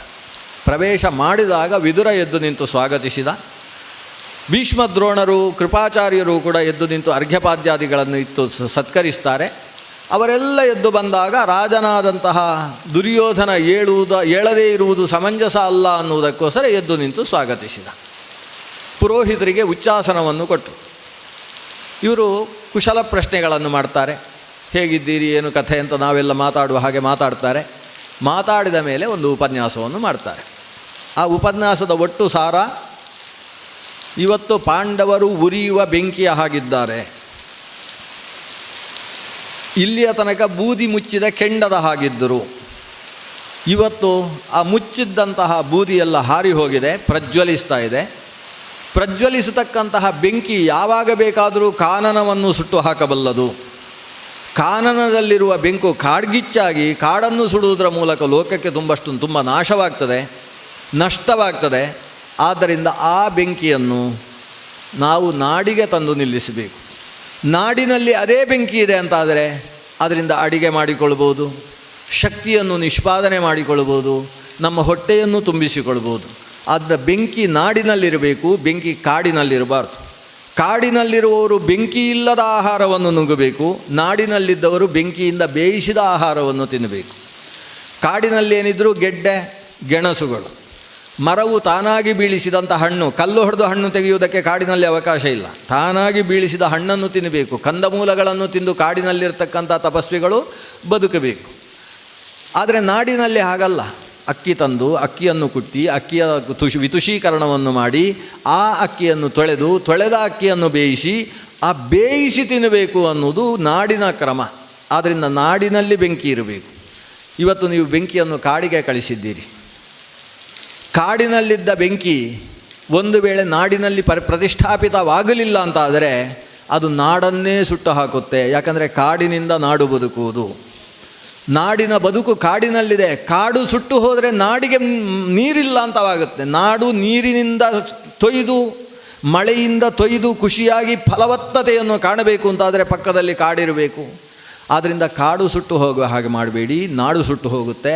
ನಾಡಿನ ರಕ್ಷಣೆಗೋಸ್ಕರ ನೀವು ಈಗ ಆ ಬೂದಿ ಕಳೆದುಕೊಂಡಂತಹ ಪ್ರಜ್ವಲಿಸಿದಂತಹ ಬೆಂಕಿಗಳನ್ನು ಒಂದು ಪ್ರತಿಷ್ಠಾಪನೆ ಮಾಡುವುದರ ಮೂಲಕ ಸ್ವರ್ಗವನ್ನು ಪಡೆಯುವ ಕೆಲಸ ಮಾಡಬೇಕು. ಪ್ರಜ್ವಲಿಸುವ ಬೆಂಕಿಯನ್ನು ಕುಂಡದಲ್ಲಿ ಪ್ರತಿಷ್ಠಾಪನೆ ಮಾಡಬೇಕು. ಕುಂಡದಲ್ಲಿ ಪ್ರತಿಷ್ಠಾಪಿತವಾಯಿತು ಅಂತಾದರೆ ಅದರಲ್ಲಿ ಸ್ವಾಹಾಕಾರವನ್ನು ಮುಂದುವರಿಸಬೇಕು. ಅಗ್ನಿಯಲ್ಲಿ ಸ್ವಾಹಾಕಾರವನ್ನು ಮಾಡಿತು ಅಂತಾದರೆ ಸ್ವರ್ಗದ ದ್ವಾರ ತಾನಾಗಿ ತೆರೆಯುತ್ತೆ. ಸ್ವರ್ಗಕಾಮನಾದಂತಹ ವ್ಯಕ್ತಿ ಅಗ್ನಿಹೋತ್ರವನ್ನು ಮಾಡಬೇಕು ಅಂತ ವೇದ ಹೇಳುತ್ತದೆ. ಆದ್ದರಿಂದ ಸ್ವರ್ಗಕಾಮನೆಯಿಂದ ಮಾಡುವಂತಹ ಅಗ್ನಿ ಅನ್ನುವ ಉಪಕರಣದಲ್ಲಿ ನಡೆಯುವಂತಹ ವಿಧಾನಗಳು ಅದು ಸ್ವರ್ಗವನ್ನು ತಂದು ಕೊಡ್ತವೆ. ನಾವೆಲ್ಲ ಸುಖಕ್ಕೋಸ್ಕರ ಬದುಕುವುದು, ಆ ಸುಖವೇ ಇರಲಿ, ದುಃಖ ಚೂರು ಬೇಡ, ಸುಖಂ ಮೇ ಸ್ಯಾತ್ ದುಃಖಂ ಮನಾಗಪಿ ಮಾಭೂತ್, ಸ್ವಲ್ಪವೂ ದುಃಖ ಬೇಡ ಅನ್ನುವುದೇ ಮನುಷ್ಯನ ಜೀವನದ ಪರಮಧ್ಯೇಯವಾಗಿರುತ್ತದೆ. ಆ ಪರಮಧ್ಯೇಯವನ್ನು ಸಂಪಾದಿಸಬೇಕಾದರೆ ಕುಂಡದಲ್ಲಿ ಪ್ರತಿಷ್ಠಾಪಿತವಾದಂತಹ 3 ಅಗ್ನಿಗಳು ಬೇಕು. 3 ಅಗ್ನಿಗಳ ಜೊತೆಗೆ 2 ಅಗ್ನಿಗಳು ಸೇರಿಕೊಂಡು ಪಂಚಾಗ್ನಿಗಳಾಗಬೇಕು. ಪಂಚಾಗ್ನಿಗಳಲ್ಲಿ ನಾವು ಹೋಮಿಸಿದರೆ ಪಂಚತ್ವವನ್ನು ಪಡೆದಾಗಲೂ ಕೂಡ ಆತ ಪ್ರಪಂಚವನ್ನು ಮತ್ತೆ ಸೇರದೇ ಇರತಕ್ಕಂತಹ ಒಂದು ಪಂಚದ ಸ್ಥಿತಿಯನ್ನು ಹೊಂದುತ್ತಾನೆ. ಆ ಅನ್ನಮಯನನ್ನು ಉಪಕ್ರಮಿಸಿ ಅನ್ನಮಯ, ಪ್ರಾಣಮಯ, ಮನೋಮಯ, ವಿಜ್ಞಾನಮಯ ಏತಮಾನಂದಮಯಮಾತ್ಮಾನಮುಪಸಂಕ್ರಮ್ಯ ಏತತ್ಸಾಮಗಾಯನ್ನಾಸ್ತೆ ಅಂತ ಈ ಪಂಚರೂಪಿಯಾದ ಪರಮಾತ್ಮನನ್ನು ತಾನು ಸೇರುವುದರ ಮೂಲಕ ಆತ ಆನಂದಭೂಯಿಷ್ಠನಾಗಿ ಬದುಕ್ತಾನೆ. ಆದ್ದರಿಂದ ಇವತ್ತು 5 ಅಗ್ನಿಗಳು ಪ್ರಜ್ವಲಿಸ್ತಾ ಇದ್ದಾವೆ. 5 ಕುಂಡಗಳಲ್ಲಿ ಪ್ರತಿಷ್ಠಾಪನೆ ಮಾಡಿ. ಇಲ್ಲಿ 5 ಅಗ್ನಿಗಳು ಅಂದರೆ ಪಂಚಪಾಂಡವರು, 5 ಕುಂಡಗಳು ಅಂತೇಳಿದರೆ 5 ಗ್ರಾಮವಾದರೂ ಸರಿ, ಅಥವಾ ಅಷ್ಟು ಜನ ಇರುವುದಕ್ಕೆ ಅರ್ಧ ರಾಜ್ಯ ಕೊಟ್ಟರೂ ಸರಿ. ಒಟ್ಟಿನಲ್ಲಿ ಅವರನ್ನು ನೀವು ಪ್ರತಿಷ್ಠಾಪನೆ ಮಾಡಬೇಕು. ನೀವೇ ಹೋಗಿ ಅವರಿಗೆ ತಲೆಗೆ ಕಿರೀಟ ಇಡಬೇಕು. ಅದು ಬಿಟ್ಟು ಅವರು ನಿಮ್ಮ ಹತ್ರ ಕಪಾಳಕ್ಕೆ ಹೊಡೆದು ಇಷ್ಟು ಕೊಡಿ ಅಂತ ತೆಗೊಳ್ಳುವ ಪ್ರಸಂಗ ಬರಬಾರ್ದು. ಇಷ್ಟನ್ನು ನೀವು ಮಾಡಿದರೆ ನಿಮಗೆ ಶಾಶ್ವತವಾದಂತಹ ಸುಖ ಇದೆ ಅನ್ನುವ ವೇದಾಂತದ ಭಾಷೆಯ ಉಪದೇಶವನ್ನು ಆ ಪುರೋಹಿತರು ಹಸ್ತಿನಪುರದ ಸಭೆಯಲ್ಲಿ ಕೊಟ್ಟಿದ್ದಾರೆ ಅನ್ನುವ ಚಿಂತನೆಯ ಜೊತೆಗೆ ಇವತ್ತಿನ ಅನುಸಂಧಾನವನ್ನು ಉಪಸಂಹಾರ ಮಾಡೋಣ. ಶ್ರೀಕೃಷ್ಣಾರ್ಪಣಮಸ್ತು.